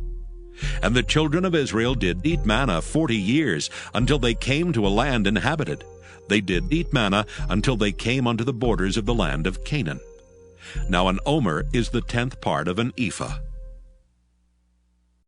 Exodus chapter 17. And all the congregation of the children of Israel journeyed from the wilderness of Sin after their journeys according to the commandment of the Lord, and pitched in Rephidim, and there was no water for the people to drink. Wherefore the people did chide with Moses, and said, Give us water, that we may drink. And Moses said unto them, Why chide ye with me? Wherefore do ye tempt the Lord? And the people thirsted there for water, and the people murmured against Moses, and said, Wherefore is this that thou hast brought us up out of Egypt, to kill us and our children and our cattle with thirst? And Moses cried unto the Lord, saying, What shall I do unto this people? They be almost ready to stone me. And the Lord said unto Moses, Go on before the people, and take with thee of the elders of Israel, and thy rod wherewith thou smotest the river, take in thine hand, and go. Behold, I will stand before thee there upon the rock in Horeb, and thou shalt smite the rock, and there shall come water out of it, that the people may drink. And Moses did so in the sight of the elders of Israel. And he called the name of the place Massah and Meribah, because of the chiding of the children of Israel, and because they tempted the Lord, saying, Is the Lord among us or not? Then came Amalek and fought with Israel in Rephidim. And Moses said unto Joshua, Choose us out men, and go out, fight with Amalek. Tomorrow I will stand on the top of the hill with the rod of God in mine hand. So Joshua did as Moses had said to him, and fought with Amalek. And Moses, Aaron, and Hur went up to the top of the hill. And it came to pass, when Moses held up his hand, that Israel prevailed, and when he let down his hand, Amalek prevailed. But Moses' hands were heavy, and they took a stone and put it under him, and he sat thereon. And Aaron and Hur stayed up his hands, the one on the one side and the other on the other side, and his hands were steady until the going down of the sun. And Joshua discomfited Amalek and his people with the edge of the sword. And the Lord said unto Moses, Write this for a memorial in a book, and rehearse it in the ears of Joshua. For I will utterly put out the remembrance of Amalek from under heaven.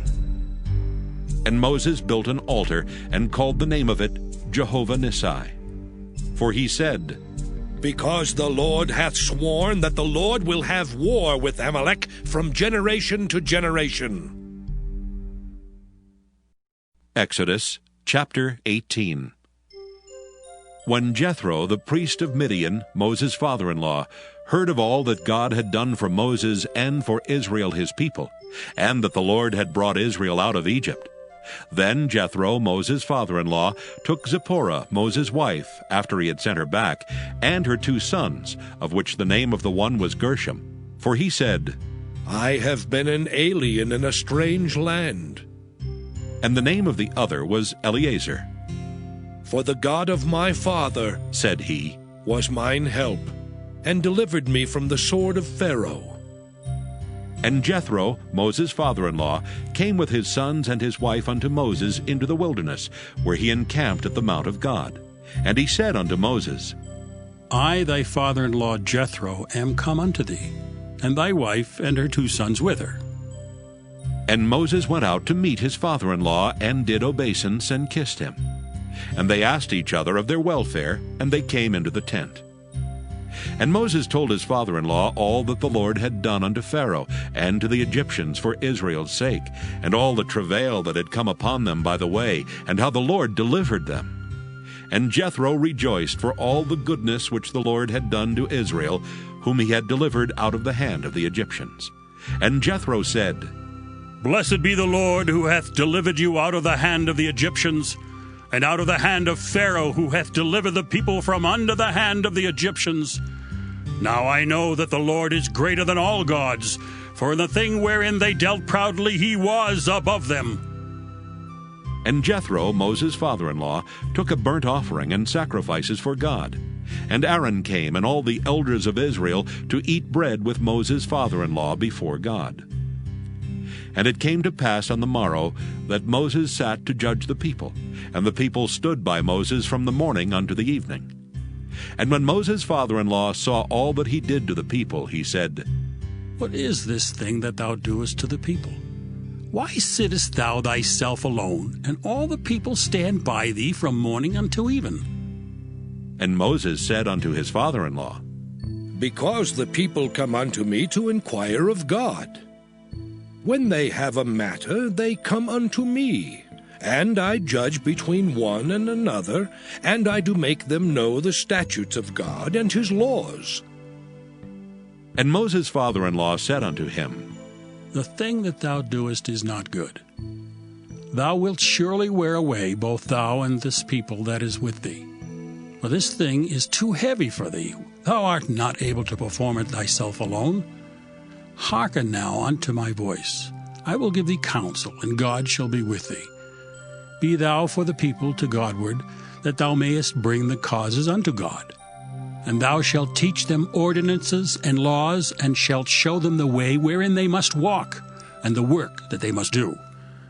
Moreover, thou shalt provide out of all the people able men such as fear God, men of truth, hating covetousness, and place such over them to be rulers of thousands, and rulers of hundreds, rulers of 50s, and rulers of 10s. And let them judge the people at all seasons. And it shall be that every great matter they shall bring unto thee, but every small matter they shall judge. So shall it be easier for thyself, and they shall bear the burden with thee. If thou shalt do this thing, and God command thee so, then thou shalt be able to endure, and all this people shall also go to their place in peace.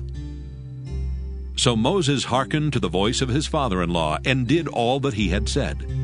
And Moses chose able men out of all Israel, and made them heads over the people, rulers of thousands, rulers of hundreds, rulers of 50s, and rulers of 10s. And they judged the people at all seasons. The hard causes they brought unto Moses, but every small matter they judged themselves. And Moses let his father-in-law depart, and he went his way into his own land. Exodus chapter 19. In the 3rd month, when the children of Israel were gone forth out of the land of Egypt, the same day came they into the wilderness of Sinai. For they were departed from Rephidim, and were come to the desert of Sinai, and had pitched in the wilderness. And there Israel camped before the mount.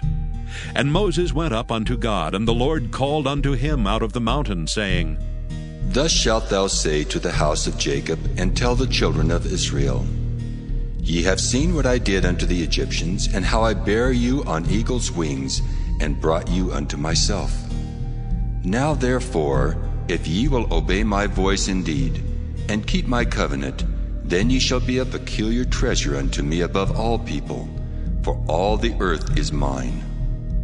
And ye shall be unto me a kingdom of priests, and an holy nation. These are the words which thou shalt speak unto the children of Israel. And Moses came and called for the elders of the people, and laid before their faces all these words which the Lord commanded him.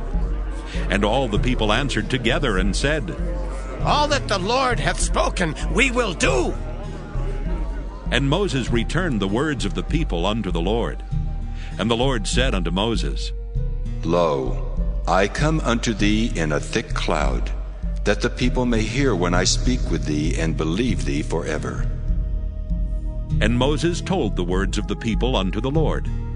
And the Lord said unto Moses, Go unto the people, and sanctify them today and tomorrow, and let them wash their clothes, and be ready against the 3rd day. For the 3rd day the Lord will come down in the sight of all the people upon Mount Sinai. And thou shalt set bounds unto the people round about, saying, Take heed to yourselves that ye go not up into the mount, or touch the border of it. Whosoever toucheth the mount shall be surely put to death. There shall not an hand touch it, but he shall surely be stoned or shot through. Whether it be beast or man, it shall not live. When the trumpet soundeth long, they shall come up to the mount. And Moses went down from the mount unto the people, and sanctified the people, and they washed their clothes. And he said unto the people, Be ready against the third day, come not at your wives. And it came to pass on the third day in the morning that there were thunders and lightnings, and a thick cloud upon the mount, and the voice of the trumpet exceeding loud, so that all the people that was in the camp trembled. And Moses brought forth the people out of the camp to meet with God, and they stood at the nether part of the mount. And Mount Sinai was altogether on a smoke, because the Lord descended upon it in fire. And the smoke thereof ascended as the smoke of a furnace, and the whole mount quaked greatly. And when the voice of the trumpet sounded long, and waxed louder and louder, Moses spake, and God answered him by a voice. And the Lord came down upon Mount Sinai on the top of the mount. And the Lord called Moses up to the top of the mount, and Moses went up. And the Lord said unto Moses, Go down, charge the people, lest they break through unto the Lord to gaze, and many of them perish. And let the priests also, which come near to the Lord, sanctify themselves, lest the Lord break forth upon them.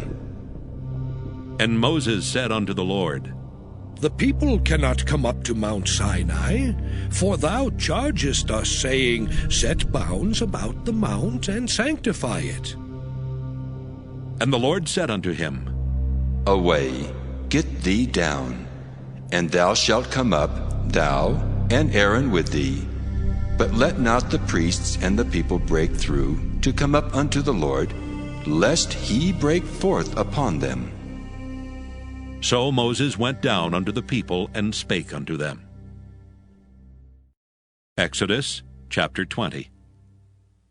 And God spake all these words, saying, I am the Lord thy God, which have brought thee out of the land of Egypt, out of the house of bondage. Thou shalt have no other gods before me. Thou shalt not make unto thee any graven image, or any likeness of anything that is in heaven above, or that is in the earth beneath, or that is in the water under the earth.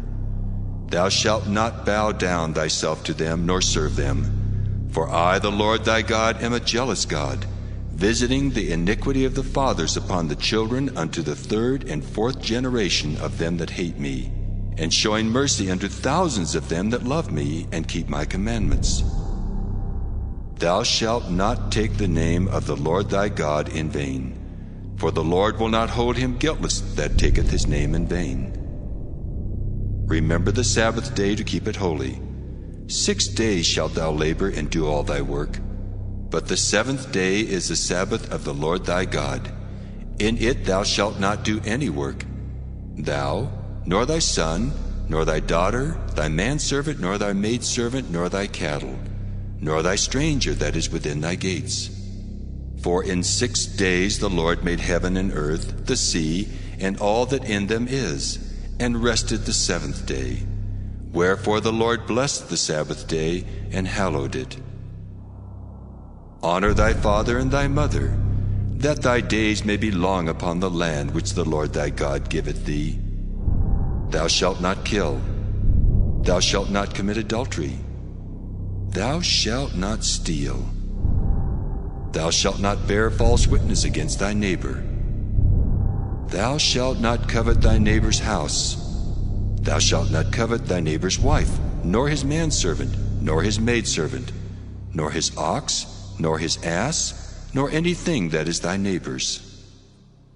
And all the people saw the thunderings, and the lightnings, and the noise of the trumpet, and the mountain smoking. And when the people saw it, they removed and stood afar off. And they said unto Moses, Speak thou with us, and we will hear, but let not God speak with us, lest we die. And Moses said unto the people, Fear not, for God is come to prove you, and that his fear may be before your faces, that ye sin not. And the people stood afar off, and Moses drew near unto the thick darkness where God was. And the Lord said unto Moses, Thus thou shalt say unto the children of Israel, Ye have seen that I have talked with you from heaven.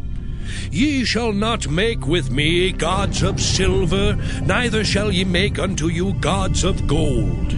An altar of earth thou shalt make unto me, and shalt sacrifice thereon thy burnt offerings, and thy peace offerings, thy sheep and thine oxen. In all places where I record my name, I will come unto thee, and I will bless thee. And if thou wilt make me an altar of stone, thou shalt not build it of hewn stone. For if thou lift up thy tool upon it, thou hast polluted it.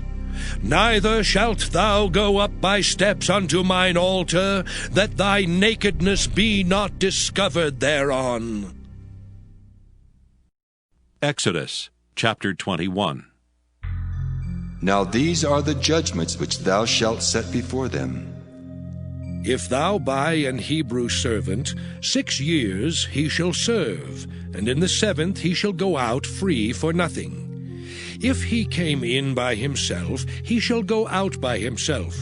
If he were married, then his wife shall go out with him. If his master have given him a wife, and she have borne him sons or daughters, the wife and her children shall be her master's, and he shall go out by himself.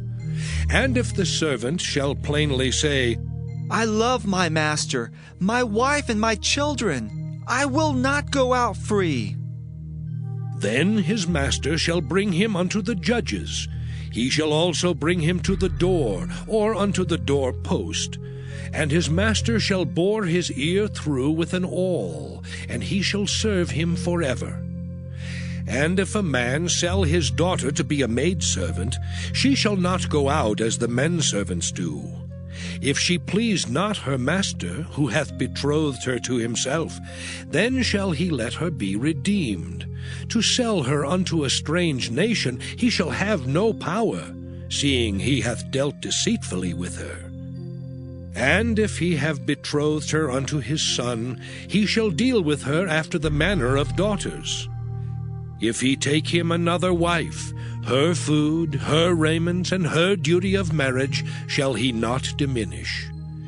And if he do not these 3 unto her, then shall she go out free without money. He that smiteth a man so that he die shall be surely put to death. And if a man lie not in wait, but God deliver him into his hand, then I will appoint thee a place whither he shall flee. But if a man come presumptuously upon his neighbor, to slay him with guile, thou shalt take him from mine altar, that he may die. And he that smiteth his father or his mother shall be surely put to death. And he that stealeth a man and selleth him, or if he be found in his hand, he shall surely be put to death. And he that curseth his father or his mother shall surely be put to death. And if men strive together, and one smite another with a stone, or with his fist, and he die not, but keepeth his bed, if he rise again, and walk abroad upon his staff, then shall he that smote him be quit. Only he shall pay for the loss of his time, and shall cause him to be thoroughly healed.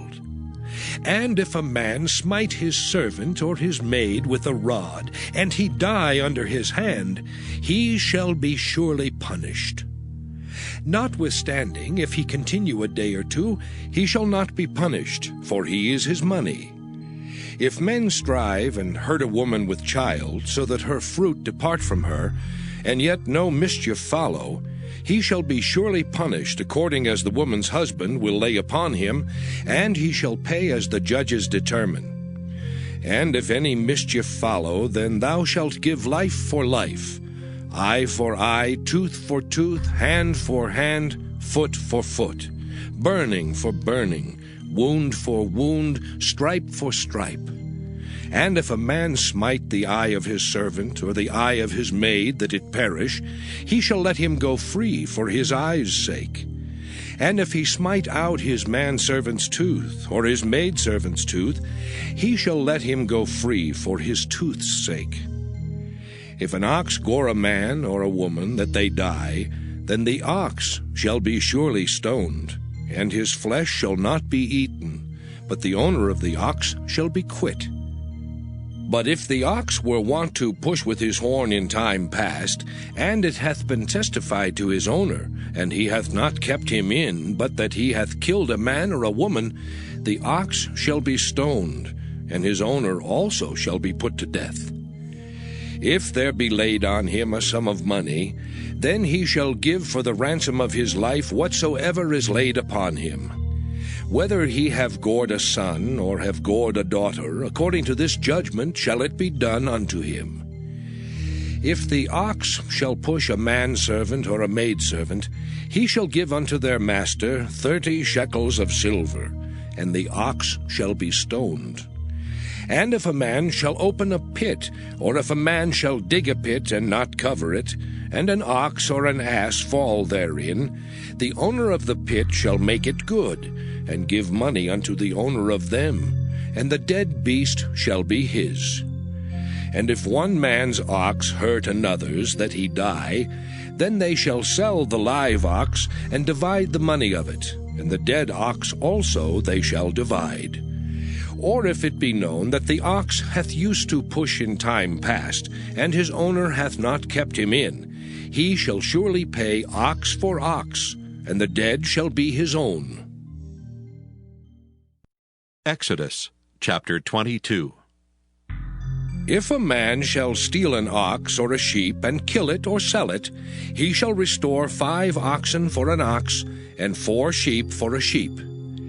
If a thief be found breaking up, and be smitten that he die, there shall no blood be shed for him.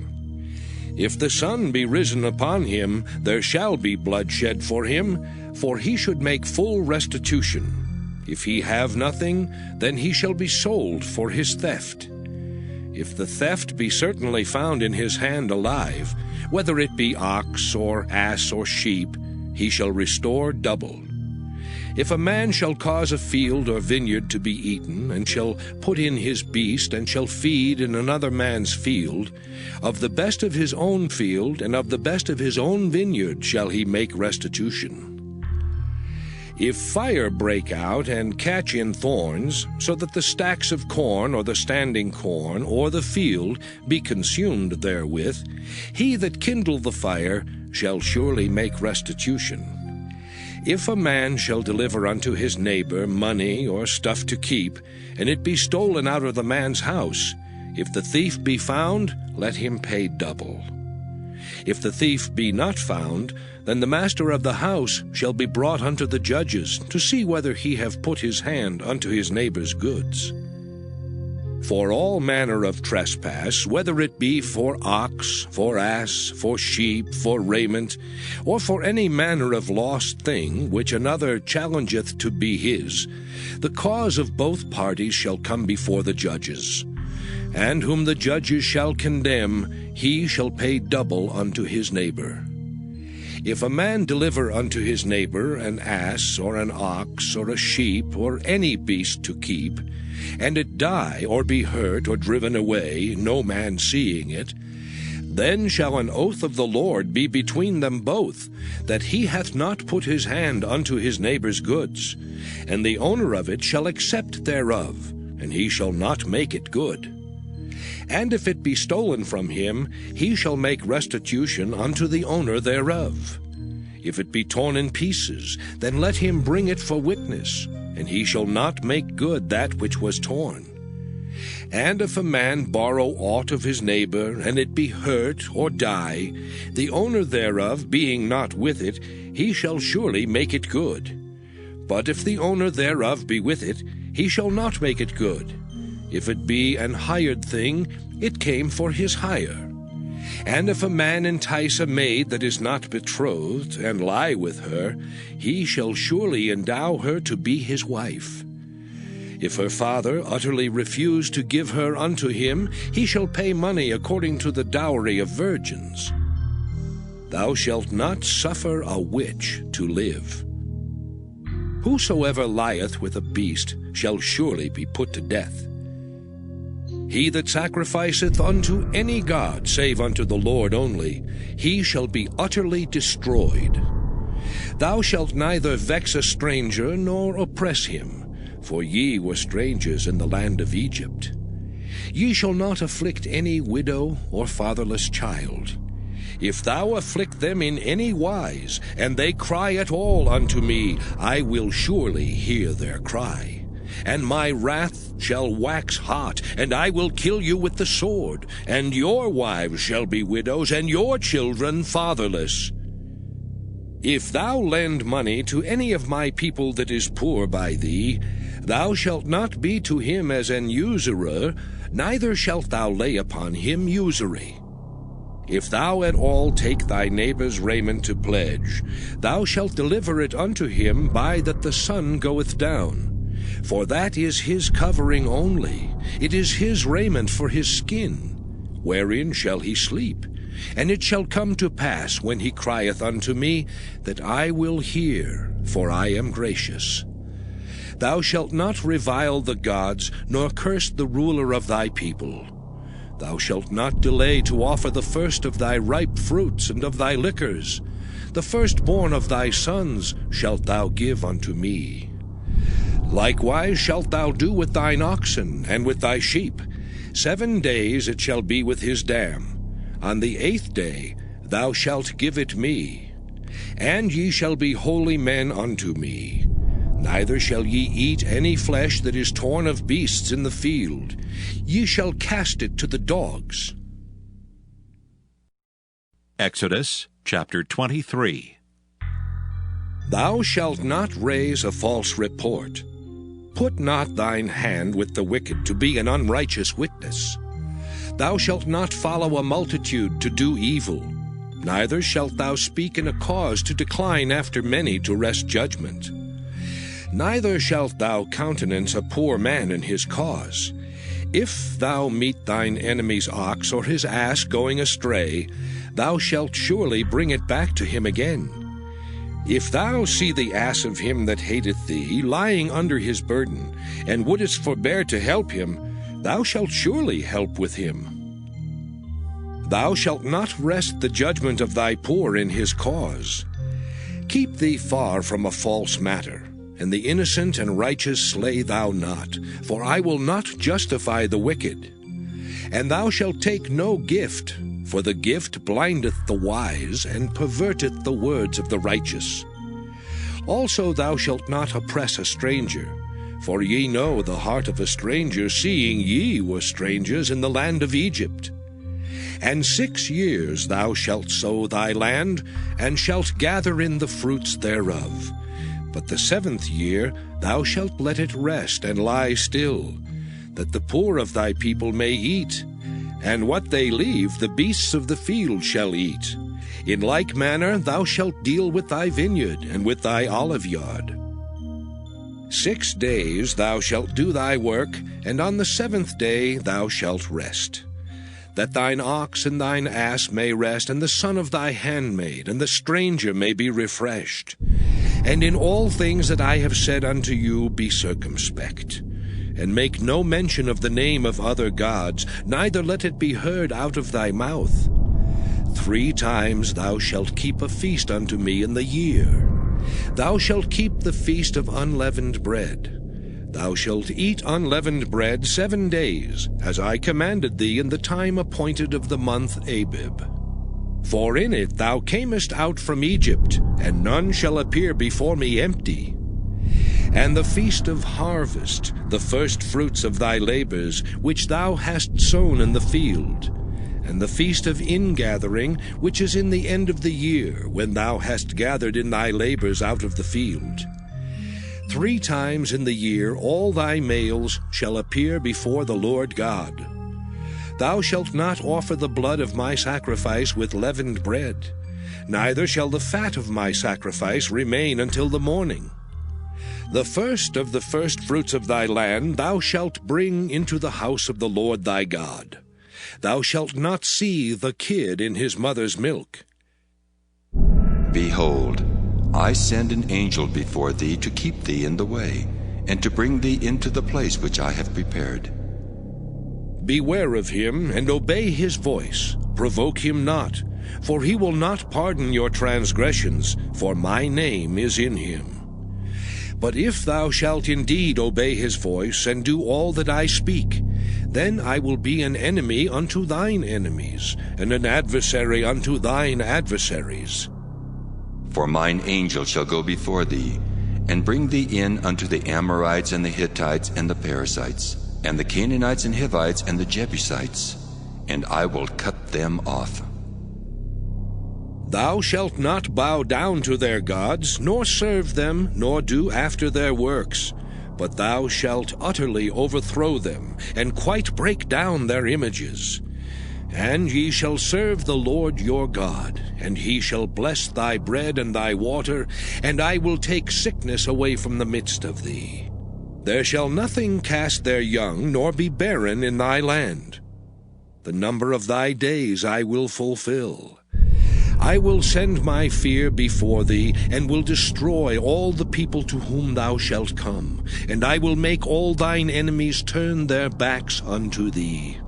And I will send hornets before thee, which shall drive out the Hivite, the Canaanite, and the Hittite from before thee. I will not drive them out from before thee in 1 year, lest the land become desolate, and the beast of the field multiply against thee. By little and little I will drive them out from before thee, until thou be increased and inherit the land. And I will set thy bounds from the Red Sea even unto the sea of the Philistines, and from the desert unto the river. For I will deliver the inhabitants of the land into your hand, and thou shalt drive them out before thee. Thou shalt make no covenant with them, nor with their gods. They shall not dwell in thy land, lest they make thee sin against me. For if thou serve their gods, it will surely be a snare unto thee. Exodus chapter 24. And he said unto Moses, Come up unto the Lord, thou and Aaron, Nadab and Abihu, and 70 of the elders of Israel, and worship ye afar off. And Moses alone shall come near the Lord. But they shall not come nigh, neither shall the people go up with him. And Moses came and told the people all the words of the Lord, and all the judgments. And all the people answered with one voice, and said, All the words which the Lord hath said will we do. And Moses wrote all the words of the Lord, and rose up early in the morning, and builded an altar under the hill, and 12 pillars, according to the 12 tribes of Israel. And he sent young men of the children of Israel, which offered burnt offerings, and sacrificed peace offerings of oxen unto the Lord. And Moses took half of the blood, and put it in basins, and half of the blood he sprinkled on the altar. And he took the book of the covenant, and read in the audience of the people, and they said, All that the Lord hath said will we do, and be obedient. And Moses took the blood, and sprinkled it on the people, and said, Behold the blood of the covenant, which the Lord hath made with you concerning all these words. Then went up Moses and Aaron, Nadab and Abihu, and 70 of the elders of Israel. And they saw the God of Israel. And there was under his feet, as it were, a paved work of a sapphire stone, and as it were the body of heaven in his clearness. And upon the nobles of the children of Israel he laid not his hand. Also they saw God, and did eat and drink. And the Lord said unto Moses, Come up to me into the mount, and be there, and I will give thee tables of stone, and a law and commandments which I have written, that thou mayest teach them. And Moses rose up, and his minister Joshua. And Moses went up into the mount of God. And he said unto the elders, Tarry ye here for us, until we come again unto you. And behold, Aaron and Hur are with you. If any man have any matters to do, let him come unto them. And Moses went up into the mount, and a cloud covered the mount. And the glory of the Lord abode upon Mount Sinai, and the cloud covered it 6 days. And the 7th day he called unto Moses out of the midst of the cloud. And the sight of the glory of the Lord was like devouring fire on the top of the mount in the eyes of the children of Israel. And Moses went into the midst of the cloud, and gat him up into the mount. And Moses was in the mount 40 days and 40 nights. Exodus chapter 25. And the Lord spake unto Moses, saying, Speak unto the children of Israel, that they bring me an offering. Of every man that giveth it willingly with his heart, ye shall take my offering. And this is the offering which ye shall take of them: gold and silver and brass, and blue and purple and scarlet, and fine linen and goat's hair, and ram's skins dyed red, and badger's skins, and shittim wood, oil for the light, spices for anointing oil and for sweet incense, onyx stones, and stones to be set in the ephod and in the breastplate. And let them make me a sanctuary, that I may dwell among them, according to all that I show thee, after the pattern of the tabernacle, and the pattern of all the instruments thereof, even so shall ye make it. And they shall make an ark of shittim wood. 2 cubits and a half shall be the length thereof, and 1 cubit and a half the breadth thereof, and 1 cubit and a half the height thereof. And thou shalt overlay it with pure gold, within and without shalt thou overlay it, and shalt make upon it a crown of gold round about. And thou shalt cast 4 rings of gold for it, and put them in the 4 corners thereof, and 2 rings shall be in the one side of it, and 2 rings in the other side of it. And thou shalt make staves of shittim wood, and overlay them with gold. And thou shalt put the staves into the rings by the sides of the ark, that the ark may be borne with them. The staves shall be in the rings of the ark, they shall not be taken from it. And thou shalt put into the ark the testimony which I shall give thee. And thou shalt make a mercy seat of pure gold. 2 cubits and a half shall be the length thereof, and 1 cubit and a half the breadth thereof. And thou shalt make 2 cherubims of gold. Of beaten work shalt thou make them, in the 2 ends of the mercy seat. And make 1 cherub on the one end, and the other cherub on the other end. Even of the mercy seat shall ye make the cherubims on the 2 ends thereof. And the cherubims shall stretch forth their wings on high, covering the mercy seat with their wings, and their faces shall look one to another. Toward the mercy seat shall the faces of the cherubims be. And thou shalt put the mercy seat above upon the ark, and in the ark thou shalt put the testimony that I shall give thee. And there I will meet with thee, and I will commune with thee from above the mercy seat, from between the 2 cherubims which are upon the ark of the testimony, of all things which I will give thee in commandment unto the children of Israel.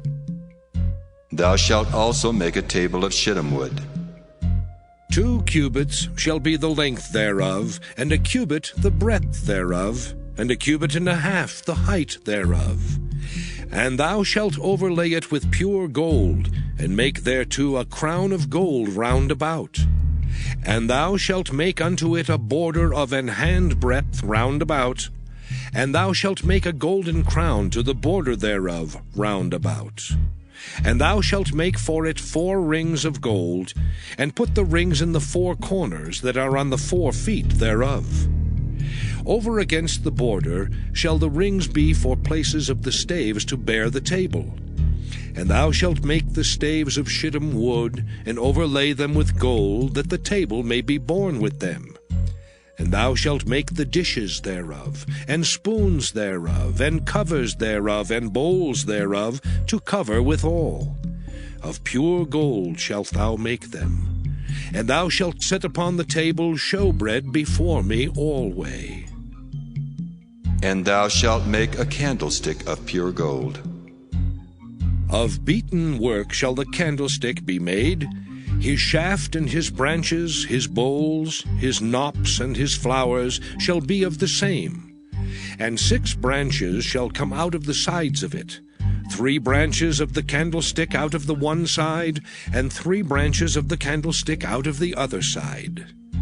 3 bowls made like unto almonds, with a knop and a flower in one branch, and 3 bowls made like almonds in the other branch, with a knop and a flower, so in the 6 branches that come out of the candlestick. And in the candlestick shall be 4 bowls made like unto almonds, with their knops and their flowers. And there shall be a knop under 2 branches of the same, and a knop under 2 branches of the same, and a knop under 2 branches of the same, according to the 6 branches that proceed out of the candlestick. Their knops and their branches shall be of the same. All it shall be one beaten work of pure gold. And thou shalt make the 7 lamps thereof, and they shall light the lamps thereof, that they may give light over against it. And the tongs thereof and the snuff dishes thereof shall be of pure gold. Of a talent of pure gold shall he make it with all these vessels. And look that thou make them after their pattern, which was showed thee in the mount. Exodus chapter 26. Moreover, thou shalt make the tabernacle, with 10 curtains of fine twined linen, and blue, and purple, and scarlet. With cherubims of cunning work shalt thou make them. The length of 1 curtain shall be 28 cubits, and the breadth of 1 curtain 4 cubits, and every one of the curtains shall have 1 measure. The 5 curtains shall be coupled together one to another, and other 5 curtains shall be coupled one to another. And thou shalt make loops of blue upon the edge of the 1 curtain from the selvage in the coupling, and likewise shalt thou make in the uttermost edge of another curtain in the coupling of the 2nd. 50 loops shalt thou make in the 1 curtain, and 50 loops shalt thou make in the edge of the curtain that is in the coupling of the 2nd, that the loops may take hold one of another. And thou shalt make 50 taches of gold, and couple the curtains together with the taches, and it shall be 1 tabernacle. And thou shalt make curtains of goat's hair to be a covering upon the tabernacle. 11 curtains shalt thou make. The length of 1 curtain shall be 30 cubits, and the breadth of 1 curtain 4 cubits, and the 11 curtains shall be all of 1 measure. And thou shalt couple 5 curtains by themselves, and 6 curtains by themselves, and shalt double the 6th curtain in the forefront of the tabernacle. And thou shalt make 50 loops on the edge of the 1 curtain that is outmost in the coupling, and 50 loops in the edge of the curtain which coupleth the 2nd. And thou shalt make 50 taches of brass, and put the taches into the loops, and couple the tent together, that it may be one. And the remnant that remaineth of the curtains of the tent, the half curtain that remaineth, shall hang over the backside of the tabernacle. And a cubit on the one side, and a cubit on the other side of that which remaineth in the length of the curtains of the tent, it shall hang over the sides of the tabernacle on this side and on that side, to cover it.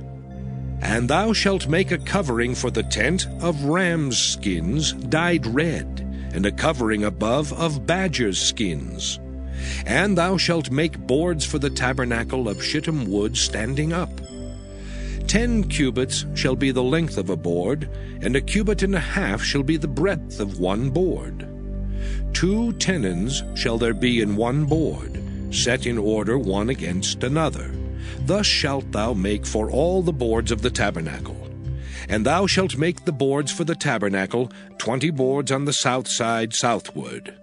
And thou shalt make 40 sockets of silver under the 20 boards, 2 sockets under 1 board for his 2 tenons, and 2 sockets under another board for his 2 tenons. And for the 2nd side of the tabernacle, on the north side, there shall be 20 boards, and there 40 sockets of silver, 2 sockets under 1 board, and 2 sockets under another board. And for the sides of the tabernacle westward thou shalt make 6 boards, and 2 boards shalt thou make for the corners of the tabernacle in the 2 sides. And they shall be coupled together beneath, and they shall be coupled together above the head of it unto 1 ring. thus shall it be for them both. They shall be for the 2 corners. And they shall be 8 boards, and their sockets of silver 16 sockets, 2 sockets under one board, and 2 sockets under another board. And thou shalt make bars of shittim wood, 5 for the boards of the one side of the tabernacle, and 5 bars for the boards of the other side of the tabernacle, and 5 bars for the boards of the side of the tabernacle for the 2 sides westward. And the middle bar in the midst of the boards shall reach from end to end. And thou shalt overlay the boards with gold, and make their rings of gold for places for the bars. And thou shalt overlay the bars with gold. And thou shalt rear up the tabernacle according to the fashion thereof which was showed thee in the mount. And thou shalt make a veil of blue and purple and scarlet, and fine twined linen of cunning work. With cherubims shall it be made. And thou shalt hang it upon 4 pillars of shittim wood overlaid with gold. Their hooks shall be of gold upon the 4 sockets of silver. And thou shalt hang up the veil under the taches, that thou mayest bring in thither within the veil the ark of the testimony. And the veil shall divide unto you between the holy place and the most holy. And thou shalt put the mercy seat upon the ark of the testimony in the most holy place. And thou shalt set the table without the veil, and the candlestick over against the table on the side of the tabernacle toward the south. And thou shalt put the table on the north side. And thou shalt make an hanging for the door of the tent of blue and purple and scarlet and fine twined linen, wrought with needlework. And thou shalt make for the hanging 5 pillars of shittim wood, and overlay them with gold, and their hooks shall be of gold, and thou shalt cast 5 sockets of brass for them. Exodus chapter 27. And thou shalt make an altar of shittim wood, 5 cubits long and 5 cubits broad. The altar shall be 4 square, and the height thereof shall be 3 cubits. And thou shalt make the horns of it upon the 4 corners thereof. His horns shall be of the same, and thou shalt overlay it with brass. And thou shalt make his pans to receive his ashes, and his shovels, and his basins, and his flesh hooks, and his fire pans. All the vessels thereof thou shalt make of brass. And thou shalt make for it a grate of network of brass. And upon the net shalt thou make 4 brazen rings in the 4 corners thereof. And thou shalt put it under the compass of the altar beneath, that the net may be even to the midst of the altar. And thou shalt make staves for the altar, staves of shittim wood, and overlay them with brass. And the staves shall be put into the rings, and the staves shall be upon the 2 sides of the altar, to bear it. Hollow with boards shalt thou make it, as it was showed thee in the mount, so shall they make it. And thou shalt make the court of the tabernacle. For the south side southward there shall be hangings for the court of fine twined linen of 100 cubits long for one side. And the 20 pillars thereof and their 20 sockets shall be of brass. The hooks of the pillars and their fillets shall be of silver. And likewise for the north side in length there shall be hangings of 100 cubits long, and his 20 pillars and their 20 sockets of brass. The hooks of the pillars and their fillets of silver. And for the breadth of the court on the west side shall be hangings of 50 cubits, their pillars 10, and their sockets 10. And the breadth of the court on the east side eastward shall be 50 cubits. The hangings of one side of the gate shall be 15 cubits, their pillars 3, and their sockets 3. And on the other side shall be hangings 15 cubits, their pillars 3, and their sockets 3. And for the gate of the court shall be an hanging of 20 cubits, of blue and purple and scarlet and fine twined linen, wrought with needlework. And their pillars shall be 4, and their sockets 4. All the pillars round about the court shall be filleted with silver.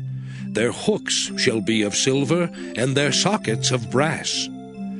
The length of the court shall be 100 cubits, and the breadth 50 everywhere, and the height 5 cubits of fine twined linen, and their sockets of brass. All the vessels of the tabernacle in all the service thereof, and all the pins thereof, and all the pins of the court shall be of brass. And thou shalt command the children of Israel that they bring thee pure olive oil beaten for the light, to cause the lamp to burn always. In the tabernacle of the congregation without the veil, which is before the testimony, Aaron and his sons shall order it from evening to morning before the Lord. It shall be a statute forever unto their generations on the behalf of the children of Israel. Exodus chapter 28. And take thou unto thee Aaron thy brother and his sons with him from among the children of Israel, that he may minister unto me in the priest's office. Even Aaron, Nadab and Abihu, Eleazar and Ithamar, Aaron's sons. And thou shalt make holy garments for Aaron thy brother for glory and for beauty. And thou shalt speak unto all that are wise-hearted, whom I have filled with the spirit of wisdom, that they may make Aaron's garments to consecrate him, that he may minister unto me in the priest's office. And these are the garments which they shall make: a breastplate, and an ephod, and a robe, and a broidered coat, a mitre, and a girdle. And they shall make holy garments for Aaron thy brother and his sons, that he may minister unto me in the priest's office. And they shall take gold, and blue, and purple, and scarlet, and fine linen. And they shall make the ephod of gold, of blue, and of purple, of scarlet, and fine twined linen, with cunning work. It shall have the 2 shoulder pieces thereof joined at the 2 edges thereof, and so it shall be joined together. And the curious girdle of the ephod, which is upon it, shall be of the same, according to the work thereof, even of gold, of blue, and purple, and scarlet, and fine twined linen. And thou shalt take 2 onyx stones, and grave on them the names of the children of Israel, 6 of their names on one stone, and the other 6 names of the rest on the other stone, according to their birth.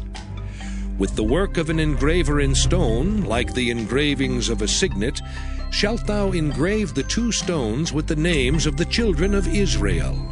Thou shalt make them to be set in ouches of gold.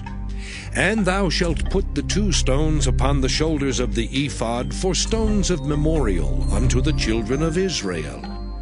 And Aaron shall bear their names before the Lord upon his 2 shoulders for a memorial. And thou shalt make ouches of gold, and 2 chains of pure gold at the ends. Of wreathen work shalt thou make them, and fasten the wreathen chains to the ouches. And thou shalt make the breastplate of judgment with cunning work. After the work of the ephod thou shalt make it. Of gold, of blue, and of purple, and of scarlet, and of fine twined linen shalt thou make it. 4 square it shall be, being doubled. A span shall be the length thereof, and a span shall be the breadth thereof.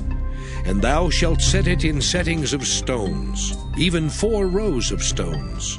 The first row shall be a sardius, a topaz, and a carbuncle. This shall be the first row. And the second row shall be an emerald, a sapphire, and a diamond. And the third row a ligure, an agate, and an amethyst.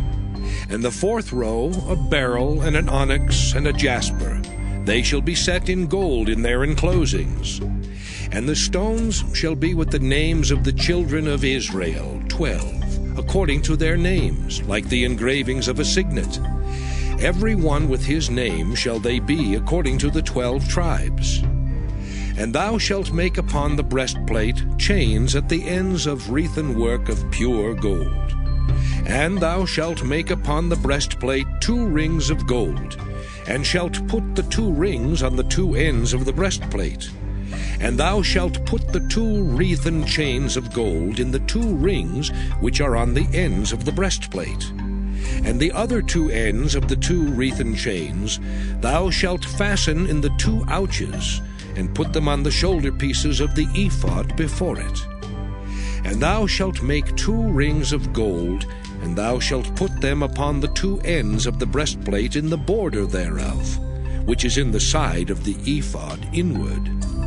And 2 other rings of gold thou shalt make, and shalt put them on the 2 sides of the ephod underneath, toward the forepart thereof, over against the other coupling thereof, above the curious girdle of the ephod. And they shall bind the breastplate by the rings thereof unto the rings of the ephod with a lace of blue, that it may be above the curious girdle of the ephod, and that the breastplate be not loosed from the ephod. And Aaron shall bear the names of the children of Israel in the breastplate of judgment upon his heart, when he goeth in unto the holy place for a memorial before the Lord continually. And thou shalt put in the breastplate of judgment the Urim and the Thummim, and they shall be upon Aaron's heart when he goeth in before the Lord. And Aaron shall bear the judgment of the children of Israel upon his heart before the Lord continually. And thou shalt make the robe of the ephod all of blue, and there shall be an hole in the top of it, in the midst thereof. It shall have a binding of woven work round about the whole of it, as it were the whole of an habergeon, that it be not rent. And beneath upon the hem of it thou shalt make pomegranates of blue, and of purple, and of scarlet, round about the hem thereof, and bells of gold between them round about. A golden bell and a pomegranate, a golden bell and a pomegranate, upon the hem of the robe round about. And it shall be upon Aaron to minister, and his sound shall be heard when he goeth in unto the holy place before the Lord, and when he cometh out, that he die not. And thou shalt make a plate of pure gold, and grave upon it, like the engravings of a signet, Holiness to the Lord. And thou shalt put it on a blue lace, that it may be upon the mitre, upon the forefront of the mitre it shall be. And it shall be upon Aaron's forehead, that Aaron may bear the iniquity of the holy things which the children of Israel shall hallow in all their holy gifts. And it shall be always upon his forehead, that they may be accepted before the Lord. And thou shalt embroider the coat of fine linen, and thou shalt make the mitre of fine linen, and thou shalt make the girdle of needlework. And for Aaron's sons thou shalt make coats, and thou shalt make for them girdles, and bonnets shalt thou make for them, for glory and for beauty. And thou shalt put them upon Aaron thy brother, and his sons with him, and shalt anoint them, and consecrate them, and sanctify them, that they may minister unto me in the priest's office. And thou shalt make them linen breeches to cover their nakedness. From the loins even unto the thighs they shall reach. And they shall be upon Aaron and upon his sons when they come in unto the tabernacle of the congregation, or when they come near unto the altar to minister in the holy place, that they bear not iniquity and die. It shall be a statute forever unto him and his seed after him. Exodus chapter 29. And this is the thing that thou shalt do unto them to hallow them, to minister unto me in the priest's office. Take 1 young bullock and 2 rams without blemish, and unleavened bread, and cakes unleavened, tempered with oil, and wafers unleavened, anointed with oil. Of wheaten flour shalt thou make them. And thou shalt put them into 1 basket, and bring them in the basket with the bullock and the 2 rams. And Aaron and his sons thou shalt bring unto the door of the tabernacle of the congregation, and shalt wash them with water. And thou shalt take the garments, and put upon Aaron the coat, and the robe of the ephod, and the breastplate, and gird him with the curious girdle of the ephod. And thou shalt put the mitre upon his head, and put the holy crown upon the mitre. Then shalt thou take the anointing oil, and pour it upon his head, and anoint him. And thou shalt bring his sons, and put coats upon them. And thou shalt gird them with girdles, Aaron and his sons, and put the bonnets on them. And the priest's office shall be theirs for a perpetual statute. And thou shalt consecrate Aaron and his sons. And thou shalt cause a bullock to be brought before the tabernacle of the congregation. And Aaron and his sons shall put their hands upon the head of the bullock. And thou shalt kill the bullock before the Lord, by the door of the tabernacle of the congregation. And thou shalt take of the blood of the bullock, and put it upon the horns of the altar with thy finger, and pour all the blood beside the bottom of the altar. And thou shalt take all the fat that covereth the inwards, and the caul that is above the liver, and the 2 kidneys, and the fat that is upon them, and burn them upon the altar. But the flesh of the bullock, and his skin, and his dung, shalt thou burn with fire without the camp. It is a sin offering. Thou shalt also take 1 ram, and Aaron and his sons shall put their hands upon the head of the ram. And thou shalt slay the ram, and thou shalt take his blood, and sprinkle it round about upon the altar. And thou shalt cut the ram in pieces, and wash the inwards of him, and his legs, and put them unto his pieces, and unto his head. And thou shalt burn the whole ram upon the altar. It is a burnt offering unto the Lord.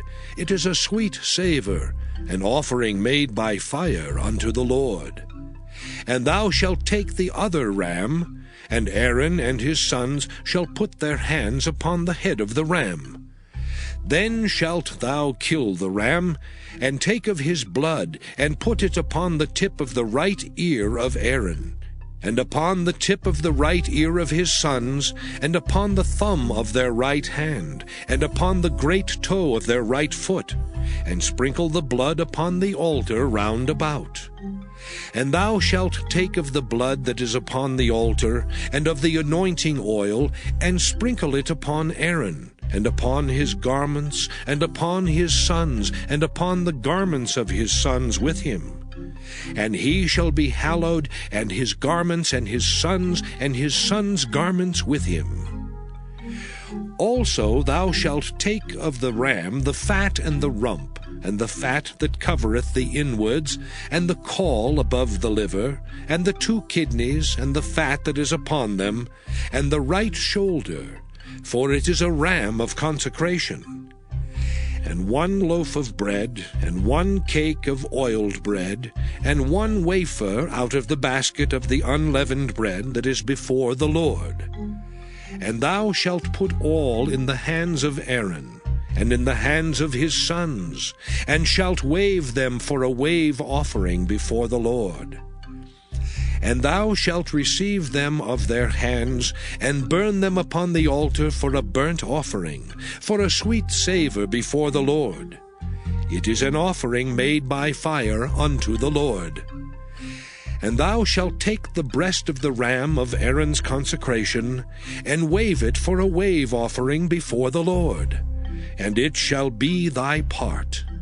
And thou shalt sanctify the breast of the wave offering, and the shoulder of the heave offering, which is waved and which is heaved up, of the ram of the consecration, even of that which is for Aaron, and of that which is for his sons. And it shall be Aaron's and his sons by a statute forever from the children of Israel.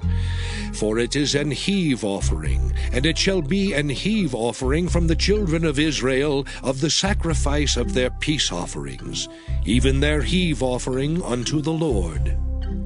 And the holy garments of Aaron shall be his sons after him, to be anointed therein, and to be consecrated in them.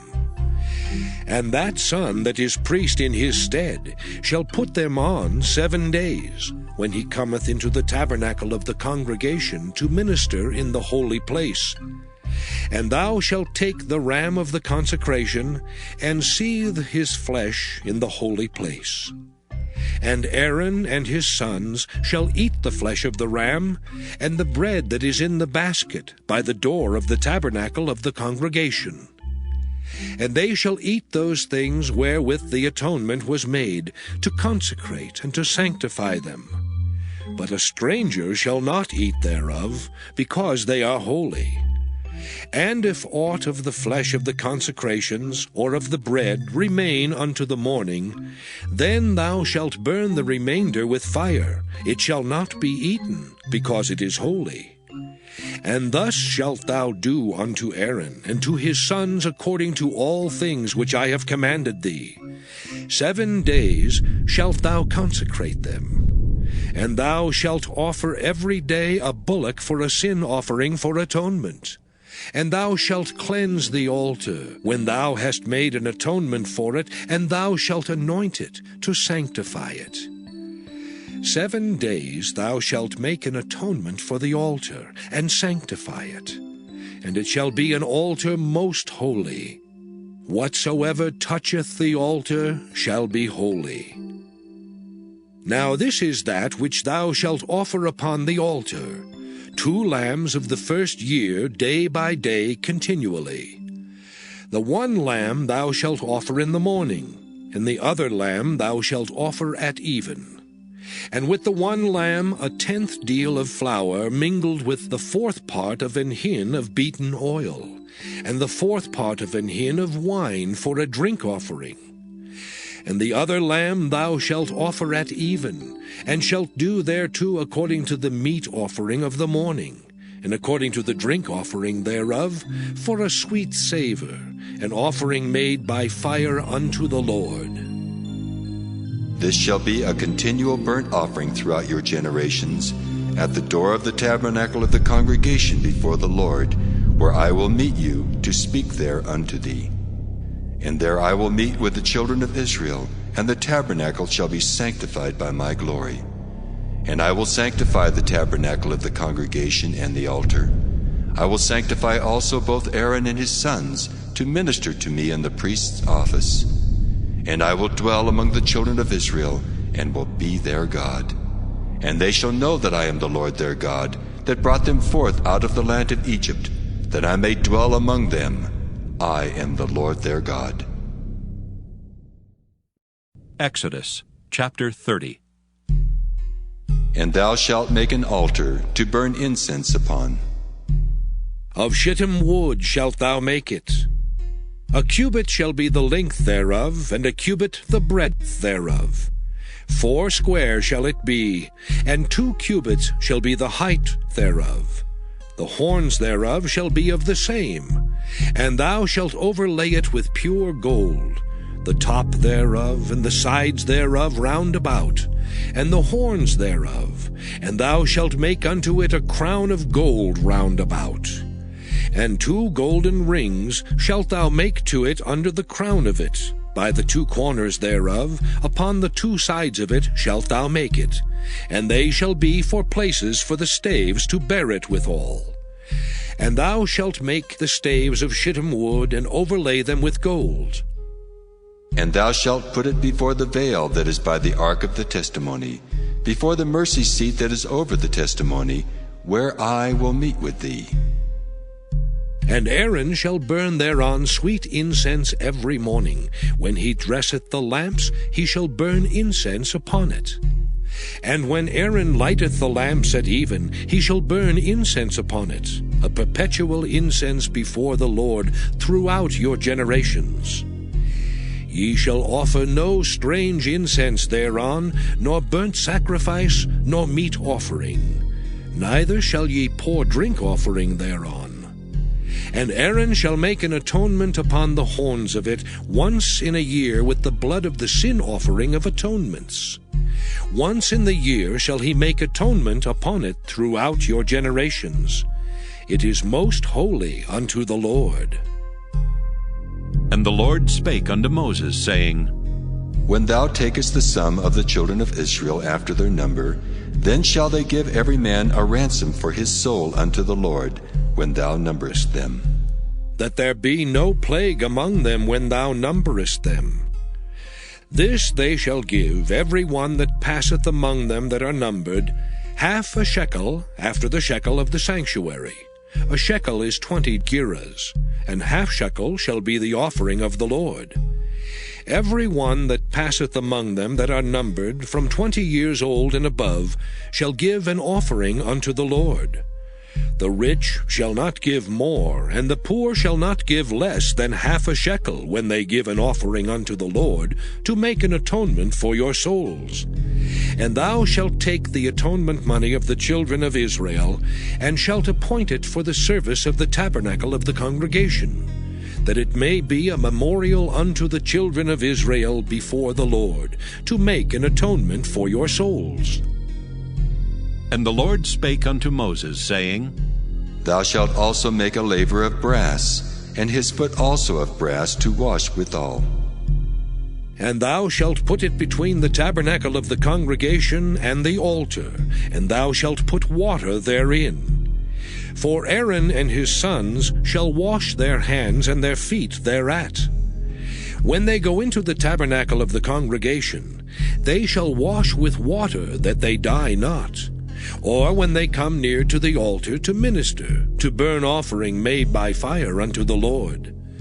So they shall wash their hands and their feet, that they die not, and it shall be a statute forever to them, even to him and to his seed throughout their generations. Moreover the Lord spake unto Moses, saying, Take thou also unto thee principal spices. Of pure myrrh 500 shekels, and of sweet cinnamon half so much, even 250 shekels, and of sweet calamus 250 shekels, and of cassia 500 shekels, after the shekel of the sanctuary, and of oil olive and hin. And thou shalt make it an oil of holy ointment, an ointment compound after the art of the apothecary. It shall be an holy anointing oil.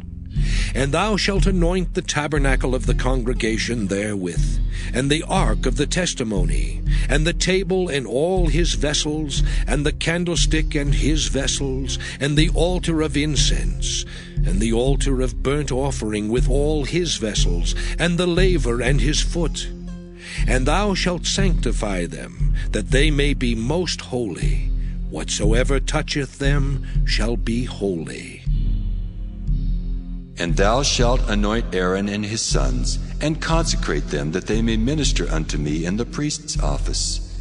And thou shalt speak unto the children of Israel, saying, This shall be an holy anointing oil unto me throughout your generations. Upon man's flesh shall it not be poured, neither shall ye make any other like it, after the composition of it. It is holy, and it shall be holy unto you. Whosoever compoundeth any like it, or whosoever putteth any of it upon a stranger, shall even be cut off from his people. And the Lord said unto Moses, Take unto thee sweet spices, stadge, and onycha, and galbanum.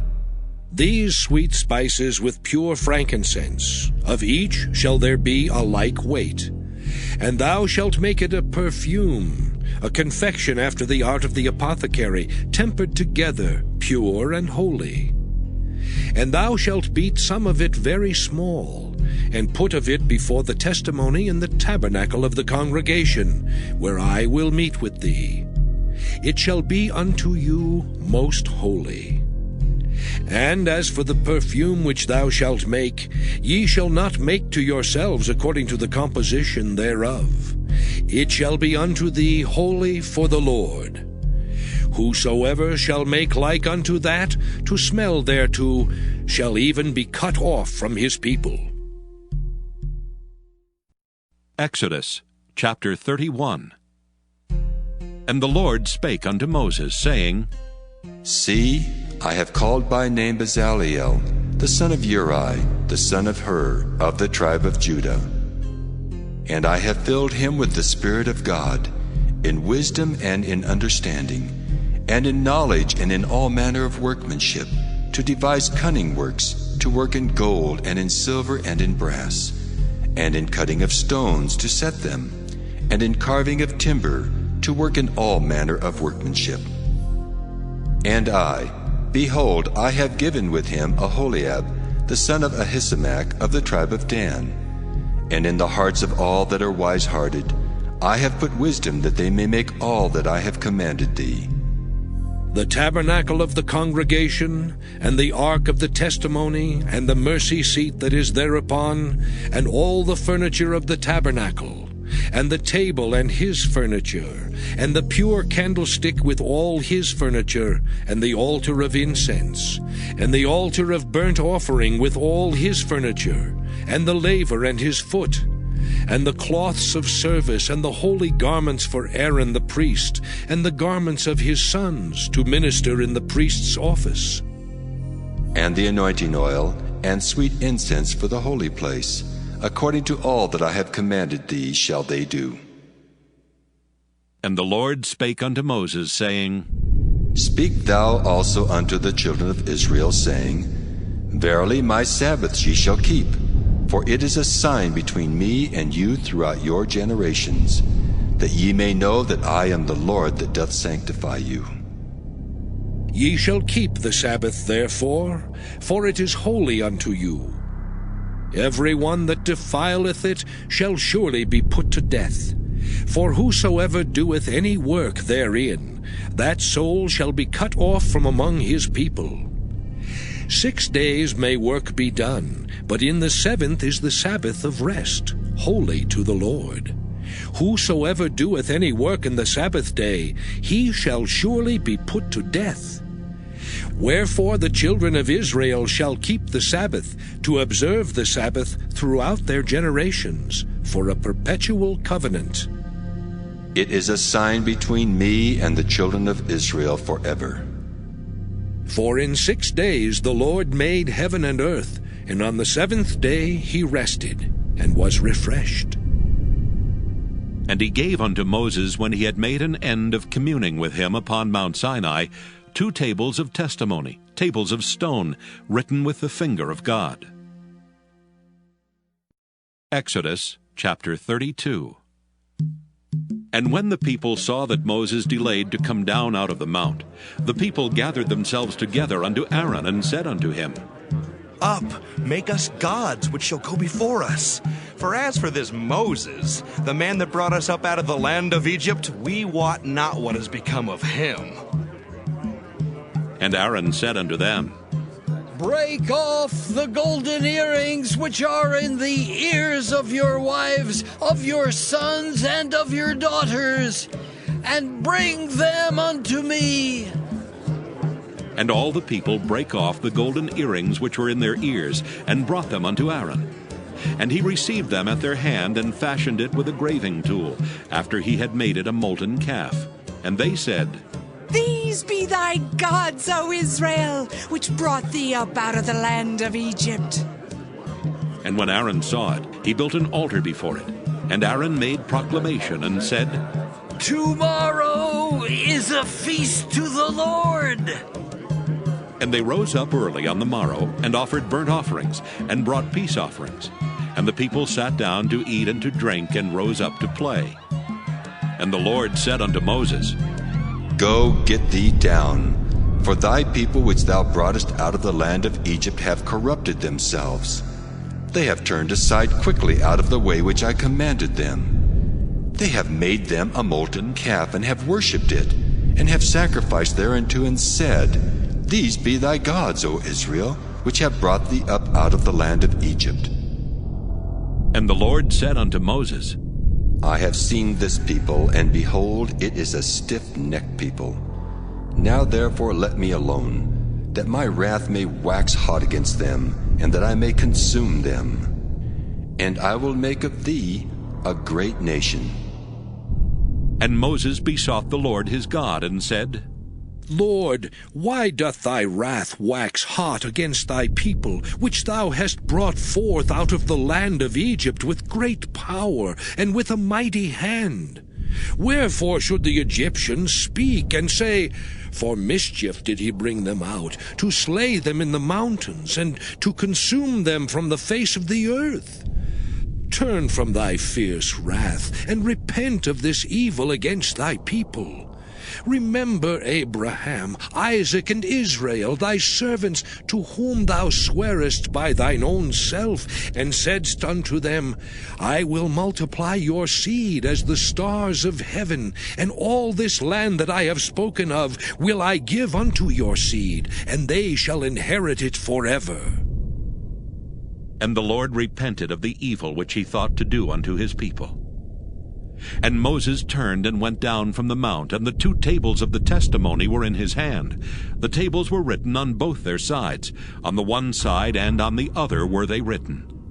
And the tables were the work of God, and the writing was the writing of God, graven upon the tables. And when Joshua heard the noise of the people as they shouted, he said unto Moses, There is a noise of war in the camp. And he said, It is not the voice of them that shout for mastery, neither is it the voice of them that cry for being overcome, but the noise of them that sing do I hear. And it came to pass, as soon as he came nigh unto the camp, that he saw the calf and the dancing. And Moses' anger waxed hot, and he cast the tables out of his hands, and brake them beneath the mount.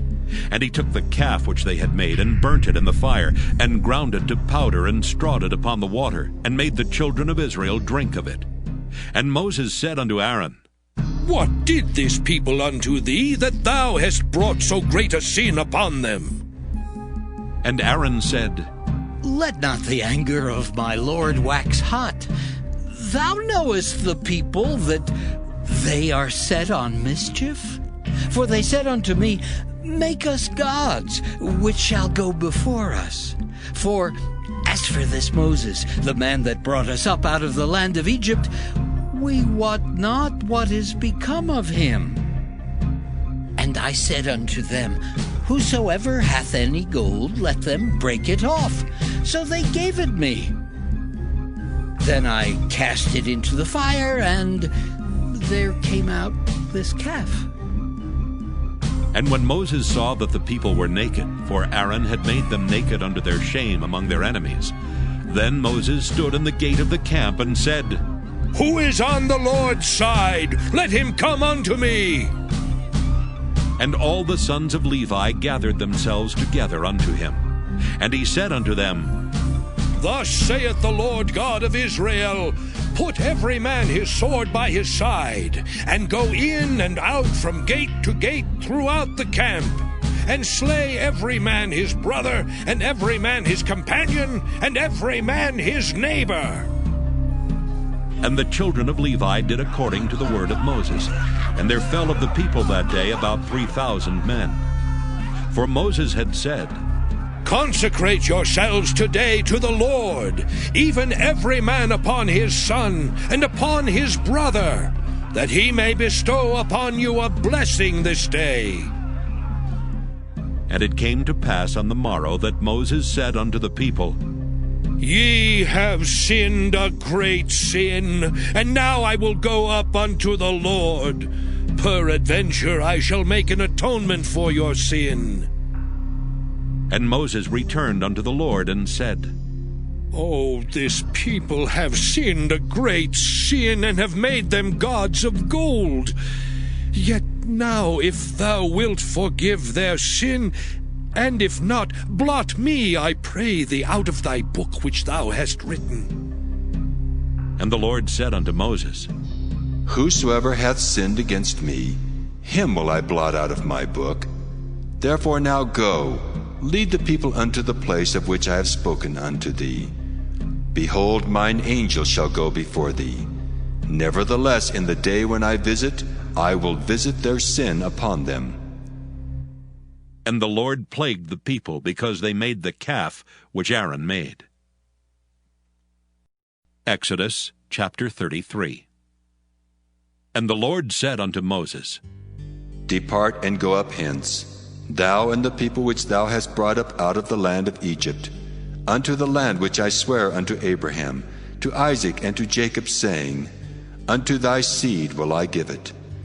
And I will send an angel before thee, and I will drive out the Canaanite, the Amorite, and the Hittite, and the Perizzite, the Hivite, and the Jebusite.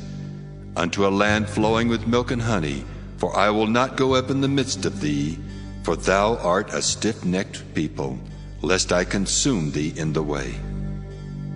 And when the people heard these evil tidings, they mourned, and no man did put on him his ornaments. For the Lord had said unto Moses, Say unto the children of Israel, Ye are a stiff-necked people. I will come up into the midst of thee in a moment, and consume thee. Therefore now put off thine ornaments from thee, that I may know what to do unto thee. And the children of Israel stripped themselves of their ornaments by the Mount Horeb. And Moses took the tabernacle, and pitched it without the camp, afar off from the camp, and called it the tabernacle of the congregation. And it came to pass that every one which sought the Lord went out unto the tabernacle of the congregation, which was without the camp. And it came to pass, when Moses went out unto the tabernacle, that all the people rose up, and stood every man at his tent door, and looked after Moses until he was gone into the tabernacle. And it came to pass, as Moses entered into the tabernacle, the cloudy pillar descended, and stood at the door of the tabernacle. And the Lord talked with Moses. And all the people saw the cloudy pillar stand at the tabernacle door. And all the people rose up and worshipped, every man in his tent door. And the Lord spake unto Moses face to face, as a man speaketh unto his friend. And he turned again into the camp. But his servant Joshua, the son of Nun, a young man, departed not out of the tabernacle. And Moses said unto the Lord, See, thou sayest unto me, Bring up this people, and thou hast not let me know whom thou wilt send with me. Yet thou hast said, I know thee by name, and thou hast also found grace in my sight. Now therefore I pray thee, if I have found grace in thy sight, show me now thy way, that I may know thee, that I may find grace in thy sight, and consider that this nation is thy people. And he said, My presence shall go with thee, and I will give thee rest. And he said unto him, If thy presence go not with me, carry us not up hence. For wherein shall it be known here that I and thy people have found grace in thy sight? Is it not in that thou goest with us? So shall we be separated, I and thy people, from all the people that are upon the face of the earth. And the Lord said unto Moses, I will do this thing also that thou hast spoken, for thou hast found grace in my sight, and I know thee by name. And he said, I beseech thee, show me thy glory. And he said, I will make all my goodness pass before thee, and I will proclaim the name of the Lord before thee, and will be gracious to whom I will be gracious, and will show mercy on whom I will show mercy. And he said, Thou canst not see my face, for there shall no man see me and live. And the Lord said, Behold, there is a place by me, and thou shalt stand upon a rock. And it shall come to pass, while my glory passeth by, that I will put thee in a cleft of the rock, and will cover thee with my hand while I pass by. And I will take away mine hand, and thou shalt see my back parts, but my face shall not be seen. Exodus chapter 34. And the Lord said unto Moses, Hew thee 2 tables of stone like unto the first, and I will write upon these tables the words that were in the first tables which thou breakest. And be ready in the morning, and come up in the morning unto Mount Sinai, and present thyself there to me in the top of the mount. And no man shall come up with thee, neither let any man be seen throughout all the mount, neither let the flocks nor herds feed before that mount. And he hewed 2 tables of stone like unto the first. And Moses rose up early in the morning, and went up unto Mount Sinai, as the Lord had commanded him, and took in his hand the 2 tables of stone. And the Lord descended in the cloud, and stood with him there, and proclaimed the name of the Lord. And the Lord passed by before him, and proclaimed, The Lord God, merciful and gracious, long-suffering and abundant in goodness and truth, keeping mercy for thousands, forgiving iniquity and transgression and sin, and that will by no means clear the guilty, visiting the iniquity of the fathers upon the children and upon the children's children unto the third and to the fourth generation. And Moses made haste and bowed his head toward the earth and worshipped. And he said, If now I have found grace in thy sight, O Lord, let my Lord, I pray thee, go among us. For it is a stiff-necked people, and pardon our iniquity and our sin, and take us for thine inheritance. And he said, Behold, I make a covenant. Before all thy people I will do marvels such as have not been done in all the earth, nor in any nation. And all the people among which thou art shall see the work of the Lord. For it is a terrible thing that I will do with thee. Observe thou that which I command thee this day. Behold, I drive out before thee the Amorite, and the Canaanite, and the Hittite, and the Perizzite, and the Hivite, and the Jebusite. Take heed to thyself, lest thou make a covenant with the inhabitants of the land whither thou goest, lest it be for a snare in the midst of thee. But ye shall destroy their altars, break their images, and cut down their groves. For thou shalt worship no other God, for the Lord whose name is jealous is a jealous God. Lest thou make a covenant with the inhabitants of the land, and they go a-whoring after their gods, and do sacrifice unto their gods, and one call thee, and thou eat of his sacrifice. And thou take of their daughters unto thy sons, and their daughters go a-whoring after their gods, and make thy sons go a-whoring after their gods. Thou shalt make thee no molten gods. The feast of unleavened bread shalt thou keep. 7 days thou shalt eat unleavened bread, as I commanded thee in the time of the month Abib. For in the month Abib thou camest out from Egypt. All that openeth the matrix is mine, and every firstling among thy cattle, whether ox or sheep, that is male. But the firstling of an ass thou shalt redeem with a lamb. And if thou redeem him not, then shalt thou break his neck. All the firstborn of thy sons thou shalt redeem, and none shall appear before me empty. 6 days thou shalt work, but on the 7th day thou shalt rest. In earing time and in harvest thou shalt rest. And thou shalt observe the feast of weeks, of the first fruits of wheat harvest, and the feast of ingathering at the year's end. Thrice in the year shall all your men children appear before the Lord God, the God of Israel. For I will cast out the nations before thee, and enlarge thy borders. Neither shall any man desire thy land, when thou shalt go up to appear before the Lord thy God thrice in the year. Thou shalt not offer the blood of my sacrifice with leaven, neither shall the sacrifice of the feast of the Passover be left unto the morning. The first of the first fruits of thy land thou shalt bring unto the house of the Lord thy God. Thou shalt not see the kid in his mother's milk. And the Lord said unto Moses, Write thou these words, for after the tenor of these words I have made a covenant with thee and with Israel. And he was there with the Lord 40 days and 40 nights. He did neither eat bread nor drink water. And he wrote upon the tables the words of the covenant, the 10 commandments.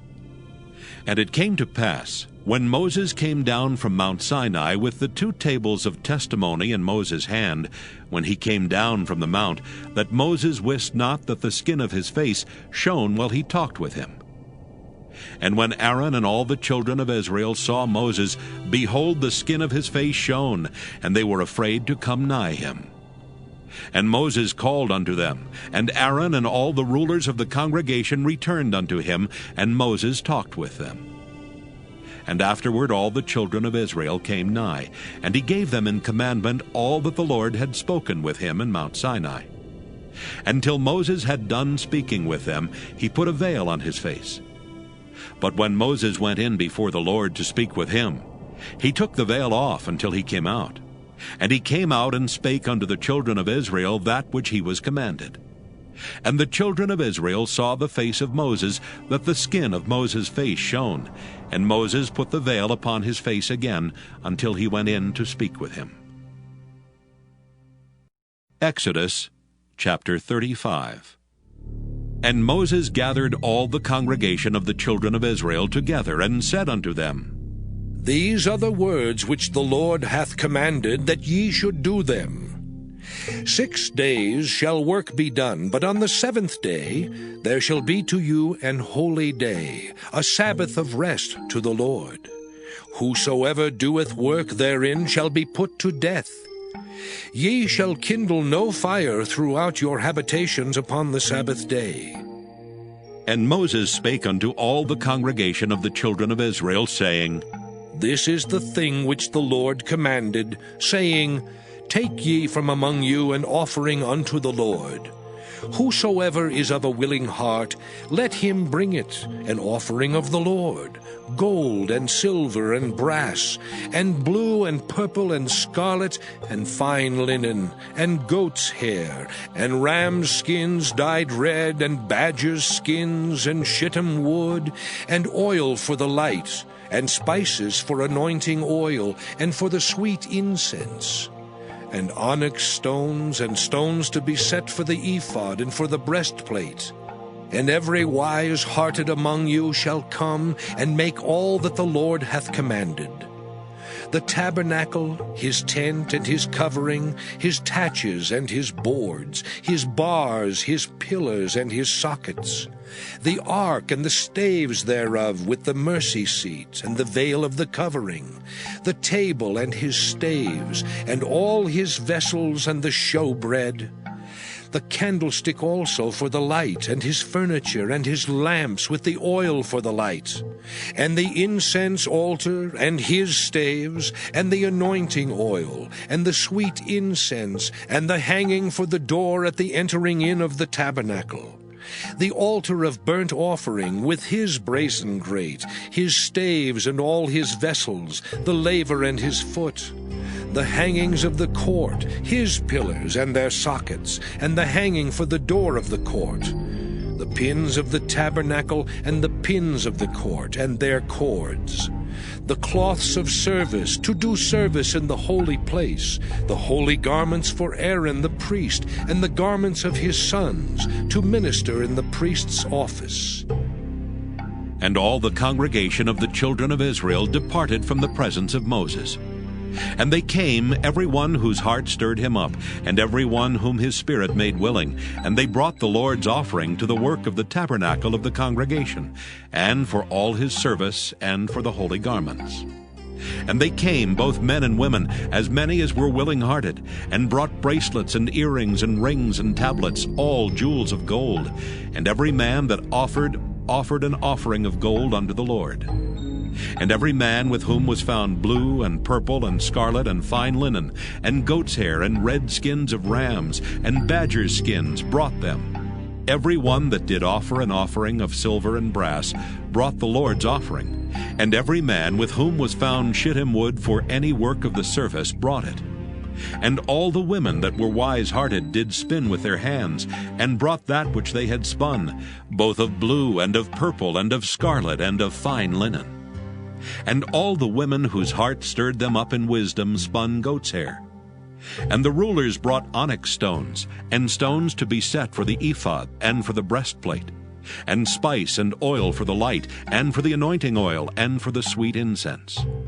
The children of Israel brought a willing offering unto the Lord, every man and woman whose heart made them willing to bring for all manner of work, which the Lord had commanded to be made by the hand of Moses. And Moses said unto the children of Israel, See, the Lord hath called by name Bezaleel, the son of Uri, the son of Hur, of the tribe of Judah. And he hath filled him with the Spirit of God, in wisdom, in understanding, and in knowledge, and in all manner of workmanship, and to devise curious works, to work in gold, and in silver, and in brass, and in the cutting of stones to set them, and in carving of wood to make any manner of cunning work. And he hath put in his heart that he may teach, both he and Aholiab the son of Ahisamach of the tribe of Dan. Them hath he filled with wisdom of heart, to work all manner of work, of the engraver, and of the cunning workman, and of the embroiderer, in blue and in purple, in scarlet and in fine linen, and of the weaver, even of them that do any work, and of those that devise cunning work. Exodus chapter 36. Then wrought Bezaleel and Aholiab, and every wise-hearted man in whom the Lord put wisdom and understanding, to know how to work all manner of work for the service of the sanctuary, according to all that the Lord had commanded. And Moses called Bezaleel and Aholiab, and every wise-hearted man, in whose heart the Lord had put wisdom, even every one whose heart stirred him up, to come unto the work to do it. And they received of Moses all the offering which the children of Israel had brought for the work of the service of the sanctuary, to make it withal. And they brought yet unto him free offerings every morning. And all the wise men that wrought all the work of the sanctuary came every man from his work which they made. And they spake unto Moses, saying, The people bring much more than enough for the service of the work which the Lord commanded to make.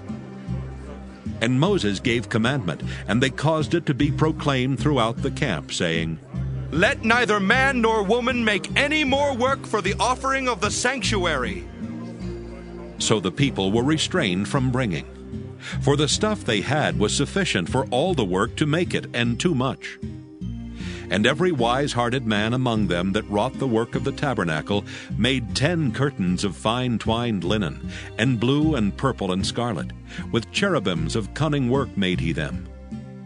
The length of one curtain was 28 cubits, and the breadth of one curtain 4 cubits. The curtains were all of one size. And he coupled the 5 curtains one unto another, and the other 5 curtains he coupled one unto another. And he made loops of blue on the edge of one curtain from the selvage in the coupling. Likewise he made in the uttermost side of another curtain in the coupling of the second. 50 loops made he in one curtain, and 50 loops made he in the edge of the curtain which was in the coupling of the second. The loops held one curtain to another. And he made 50 taches of gold, and coupled the curtains one unto another with the taches. So it became one tabernacle. And he made curtains of goat's hair for the tent over the tabernacle. 11 curtains he made them. The length of one curtain was 30 cubits, and 4 cubits was the breadth of one curtain. The 11 curtains were of one size. And he coupled 5 curtains by themselves, and 6 curtains by themselves. And he made 50 loops upon the uttermost edge of the curtain in the coupling, and 50 loops made he upon the edge of the curtain which coupleth the second. And he made 50 taches of brass to couple the tent together, that it might be one. And he made a covering for the tent of ram skins dyed red, and a covering of badger skins above that. And he made boards for the tabernacle of shittim wood standing up. The length of a board was 10 cubits, and the breadth of a board 1 cubit and a half. One board had 2 tenons, equally distant from one another. Thus did he make for all the boards of the tabernacle. And he made boards for the tabernacle, 20 boards for the south side southward. And 40 sockets of silver he made under the 20 boards, 2 sockets under one board for his 2 tenons, and 2 sockets under another board for his 2 tenons. And for the other side of the tabernacle, which is toward the north corner, he made 20 boards, and there 40 sockets of silver, 2 sockets under one board, and 2 sockets under another board. And for the sides of the tabernacle westward he made 6 boards, and 2 boards made he for the corners of the tabernacle in the 2 sides. And they were coupled beneath and coupled together at the head thereof to one ring. Thus he did to both of them in both the corners. And there were 8 boards, and their sockets were 16 sockets of silver, under every board 2 sockets. And he made bars of shittim wood, 5 for the boards of the one side of the tabernacle, and 5 bars for the boards of the other side of the tabernacle, and 5 bars for the boards of the tabernacle for the sides westward. And he made the middle bar to shoot through the boards from the one end to the other. And he overlaid the boards with gold, and made their rings of gold to be places for the bars, and overlaid the bars with gold. And he made a veil of blue and purple and scarlet and fine twined linen. With cherubims made he it of cunning work. And he made thereunto 4 pillars of shittim wood, and overlaid them with gold. Their hooks were of gold, and he cast for them 4 sockets of silver.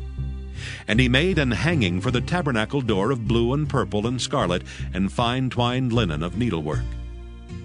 And the 5 pillars of it with their hooks, and he overlaid their chapiters and their fillets with gold.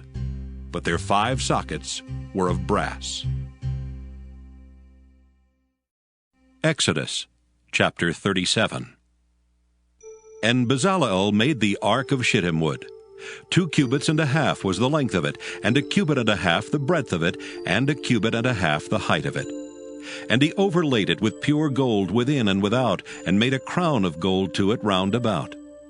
And he cast for it 4 rings of gold, to be set by the 4 corners of it, even 2 rings upon the one side of it, and 2 rings upon the other side of it. And he made staves of shittim wood, and overlaid them with gold. And he put the staves into the rings by the sides of the ark, to bear the ark. And he made the mercy seat of pure gold. 2 cubits and a half was the length thereof, and 1 cubit and a half the breadth thereof. And he made 2 cherubims of gold. Beaten out of 1 piece made he them, on the 2 ends of the mercy seat. 1 cherub on the end on this side, and another cherub on the other end on that side. Out of the mercy seat made he the cherubims on the 2 ends thereof.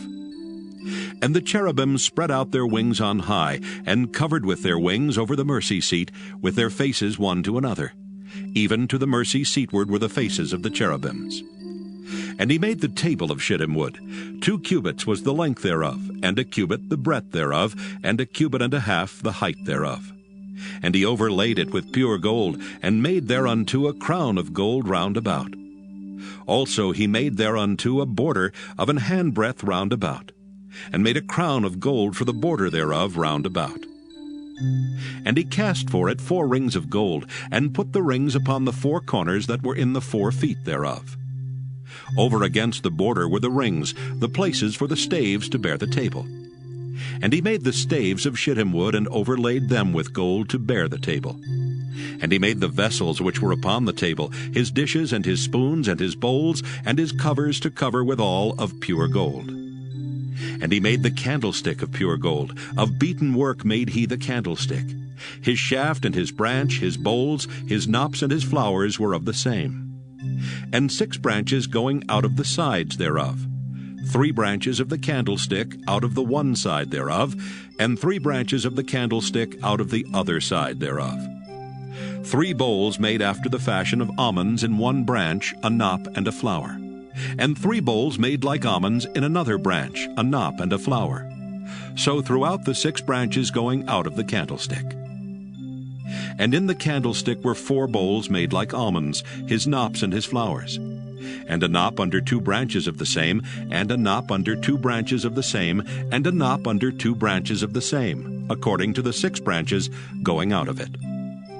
Their knops and their branches were of the same, all of it was 1 beaten work of pure gold.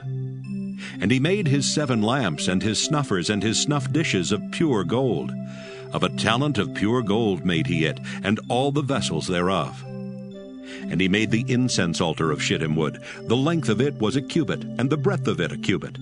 It was 4 square, and 2 cubits was the height of it. The horns thereof were of the same.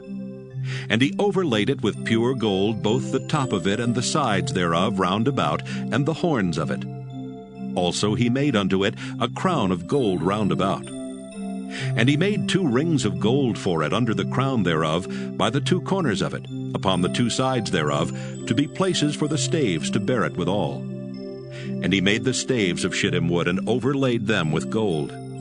And he made the holy anointing oil and the pure incense of sweet spices according to the work of the apothecary. Exodus chapter 38. And he made the altar of burnt offering of shittim wood. 5 cubits was the length thereof, and 5 cubits the breadth thereof. It was 4 square, and 3 cubits the height thereof. And he made the horns thereof on the 4 corners of it. The horns thereof were of the same, and he overlaid it with brass. And he made all the vessels of the altar, the pots and the shovels and the basins and the flesh hooks and the fire pans. All the vessels thereof made he of brass. And he made for the altar a brazen grate of network under the compass thereof, beneath unto the midst of it. And he cast 4 rings for the 4 ends of the grate of brass, to be places for the staves. And he made the staves of shittim wood, and overlaid them with brass. And he put the staves into the rings on the sides of the altar, to bear it withal. He made the altar hollow with boards.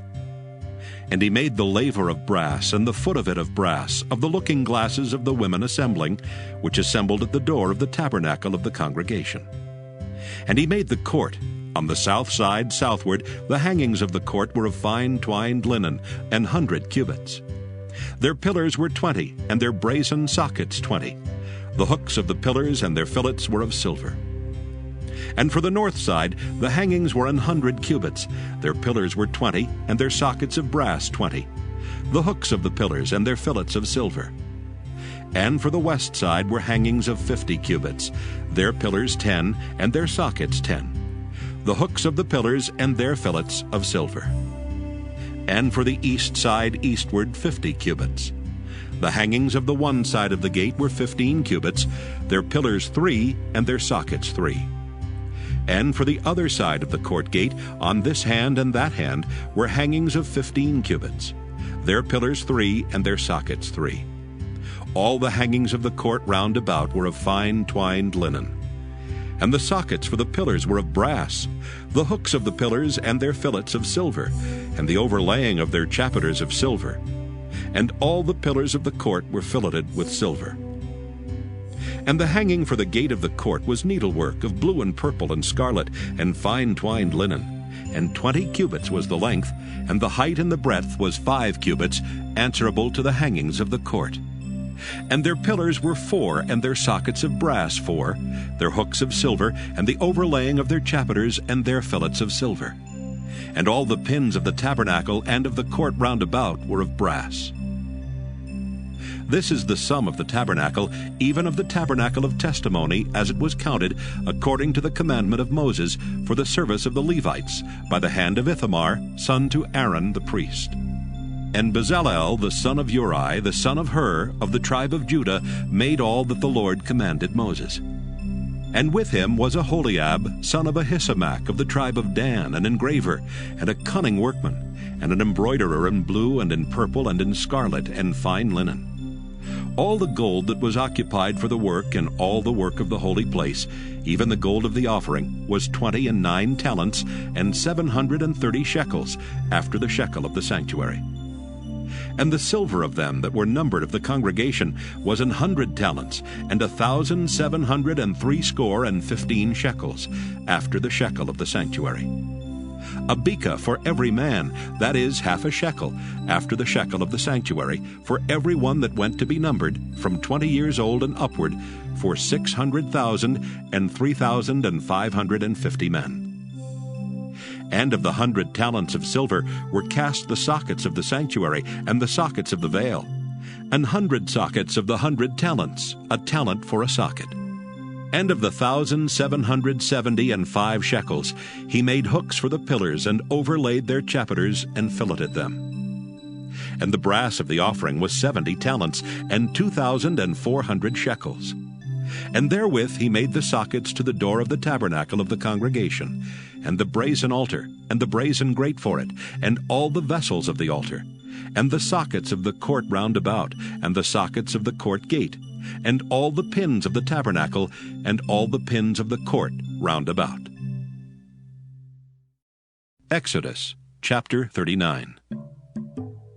And of the blue and purple and scarlet they made cloths of service, to do service in the holy place, and made the holy garments for Aaron, as the Lord commanded Moses.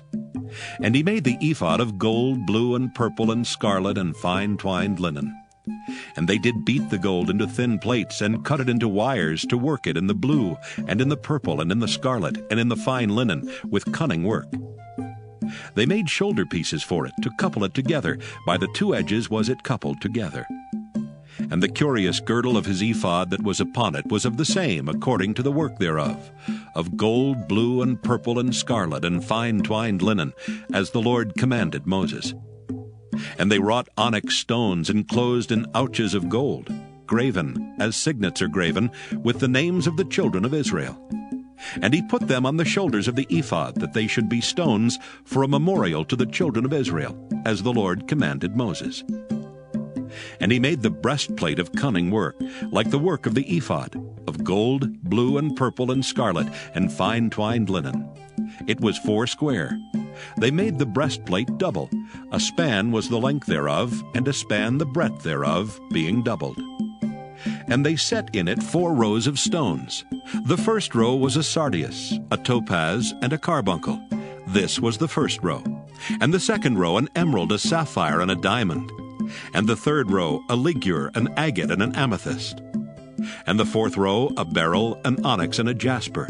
They were enclosed in ouches of gold in their enclosings.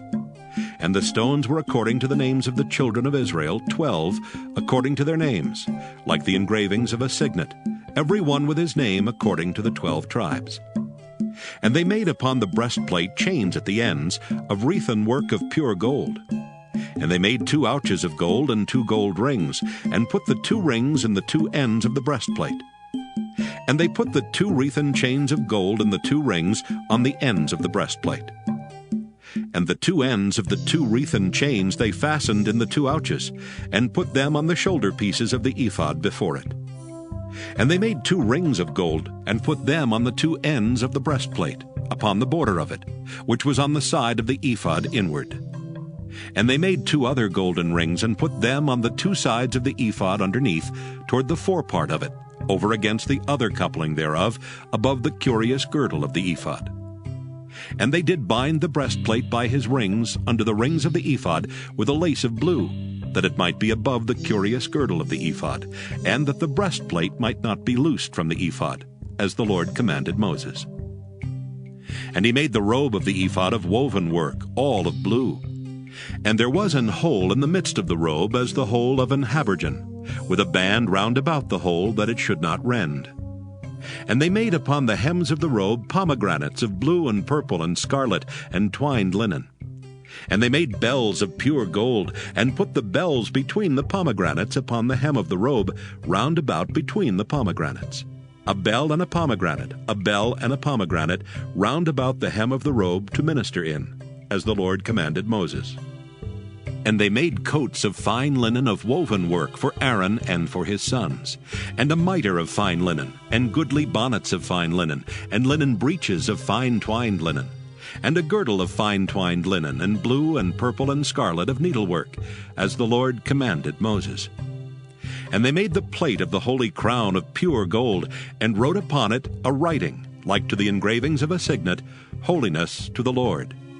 And they tied unto it a lace of blue to fasten it on high upon the mitre, as the Lord commanded Moses. Thus was all the work of the tabernacle of the tent of the congregation finished. And the children of Israel did according to all that the Lord commanded Moses, so did they. And they brought the tabernacle unto Moses, the tent and all his furniture, his taches, his boards, his bars, and his pillars and his sockets. And the covering of ram skins dyed red, and the covering of badger skins, and the veil of the covering, the ark of the testimony, and the staves thereof, and the mercy seat, the table and all the vessels thereof, and the showbread, the pure candlestick, with the lamps thereof, even with the lamps to be set in order, and all the vessels thereof, and the oil for light, and the golden altar, and the anointing oil, and the sweet incense, and the hanging for the tabernacle door, the brazen altar and his grate of brass, his staves and all his vessels, the laver and his foot, the hangings of the court, his pillars and his sockets, and the hanging for the court gate, his cords and his pins, and all the vessels of the service of the tabernacle for the tent of the congregation, the cloths of service to do service in the holy place, and the holy garments for Aaron the priest, and his sons' garments, to minister in the priest's office. According to all that the Lord commanded Moses, so the children of Israel made all the work. And Moses did look upon all the work, and behold, they had done it as the Lord had commanded, even so had they done it. And Moses blessed them. Exodus chapter 40.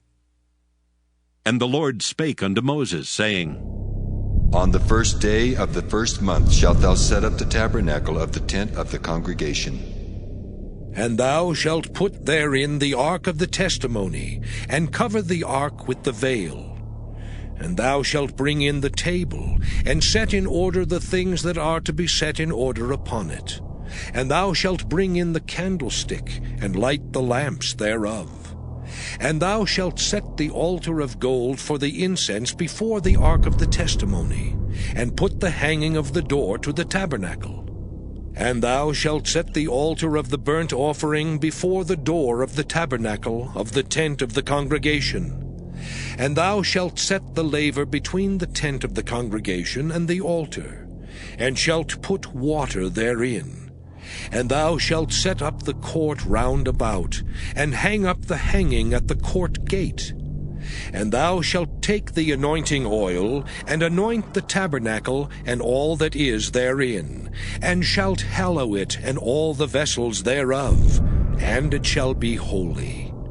And thou shalt anoint the altar of the burnt offering, and all his vessels, and sanctify the altar, and it shall be an altar most holy. And thou shalt anoint the laver and his foot, and sanctify it. And thou shalt bring Aaron and his sons unto the door of the tabernacle of the congregation, and wash them with water. And thou shalt put upon Aaron the holy garments, and anoint him, and sanctify him, that he may minister unto me in the priest's office. And thou shalt bring his sons, and clothe them with coats. And thou shalt anoint them as thou didst anoint their father, that they may minister unto me in the priest's office. For their anointing shall surely be an everlasting priesthood throughout their generations. Thus did Moses, according to all that the Lord commanded him, so did he. And it came to pass in the first month in the second year, on the first day of the month, that the tabernacle was reared up. And Moses reared up the tabernacle, and fastened his sockets, and set up the boards thereof, and put in the bars thereof, and reared up his pillars. And he spread abroad the tent over the tabernacle, and put the covering of the tent above upon it, as the Lord commanded Moses. And he took and put the testimony into the ark, and set the staves on the ark, and put the mercy seat above upon the ark. And he brought the ark into the tabernacle, and set up the veil of the covering, and covered the ark of the testimony, as the Lord commanded Moses. And he put the table in the tent of the congregation upon the side of the tabernacle northward without the veil. And he set the bread in order upon it before the Lord, as the Lord had commanded Moses. And he put the candlestick in the tent of the congregation over against the table on the side of the tabernacle southward. And he lighted the lamps before the Lord, as the Lord commanded Moses. And he put the golden altar in the tent of the congregation before the veil. And he burnt sweet incense thereon, as the Lord commanded Moses. And he set up the hanging at the door of the tabernacle. And he put the altar of burnt offering by the door of the tabernacle of the tent of the congregation, and offered upon it the burnt offering and the meat offering, as the Lord commanded Moses. And he set the laver between the tent of the congregation and the altar, and put water there to wash withal. And Moses and Aaron and his sons washed their hands and their feet thereat. When they went into the tent of the congregation, and when they came near unto the altar, they washed, as the Lord commanded Moses. And he reared up the court round about the tabernacle and the altar, and set up the hanging of the court gate. So Moses finished the work. Then a cloud covered the tent of the congregation, and the glory of the Lord filled the tabernacle. And Moses was not able to enter into the tent of the congregation, because the cloud abode thereon, and the glory of the Lord filled the tabernacle. And when the cloud was taken up from over the tabernacle, the children of Israel went onward in all their journeys. But if the cloud were not taken up, then they journeyed not till the day that it was taken up. For the cloud of the Lord was upon the tabernacle by day, and fire was on it by night, in the sight of all the house of Israel, throughout all their journeys.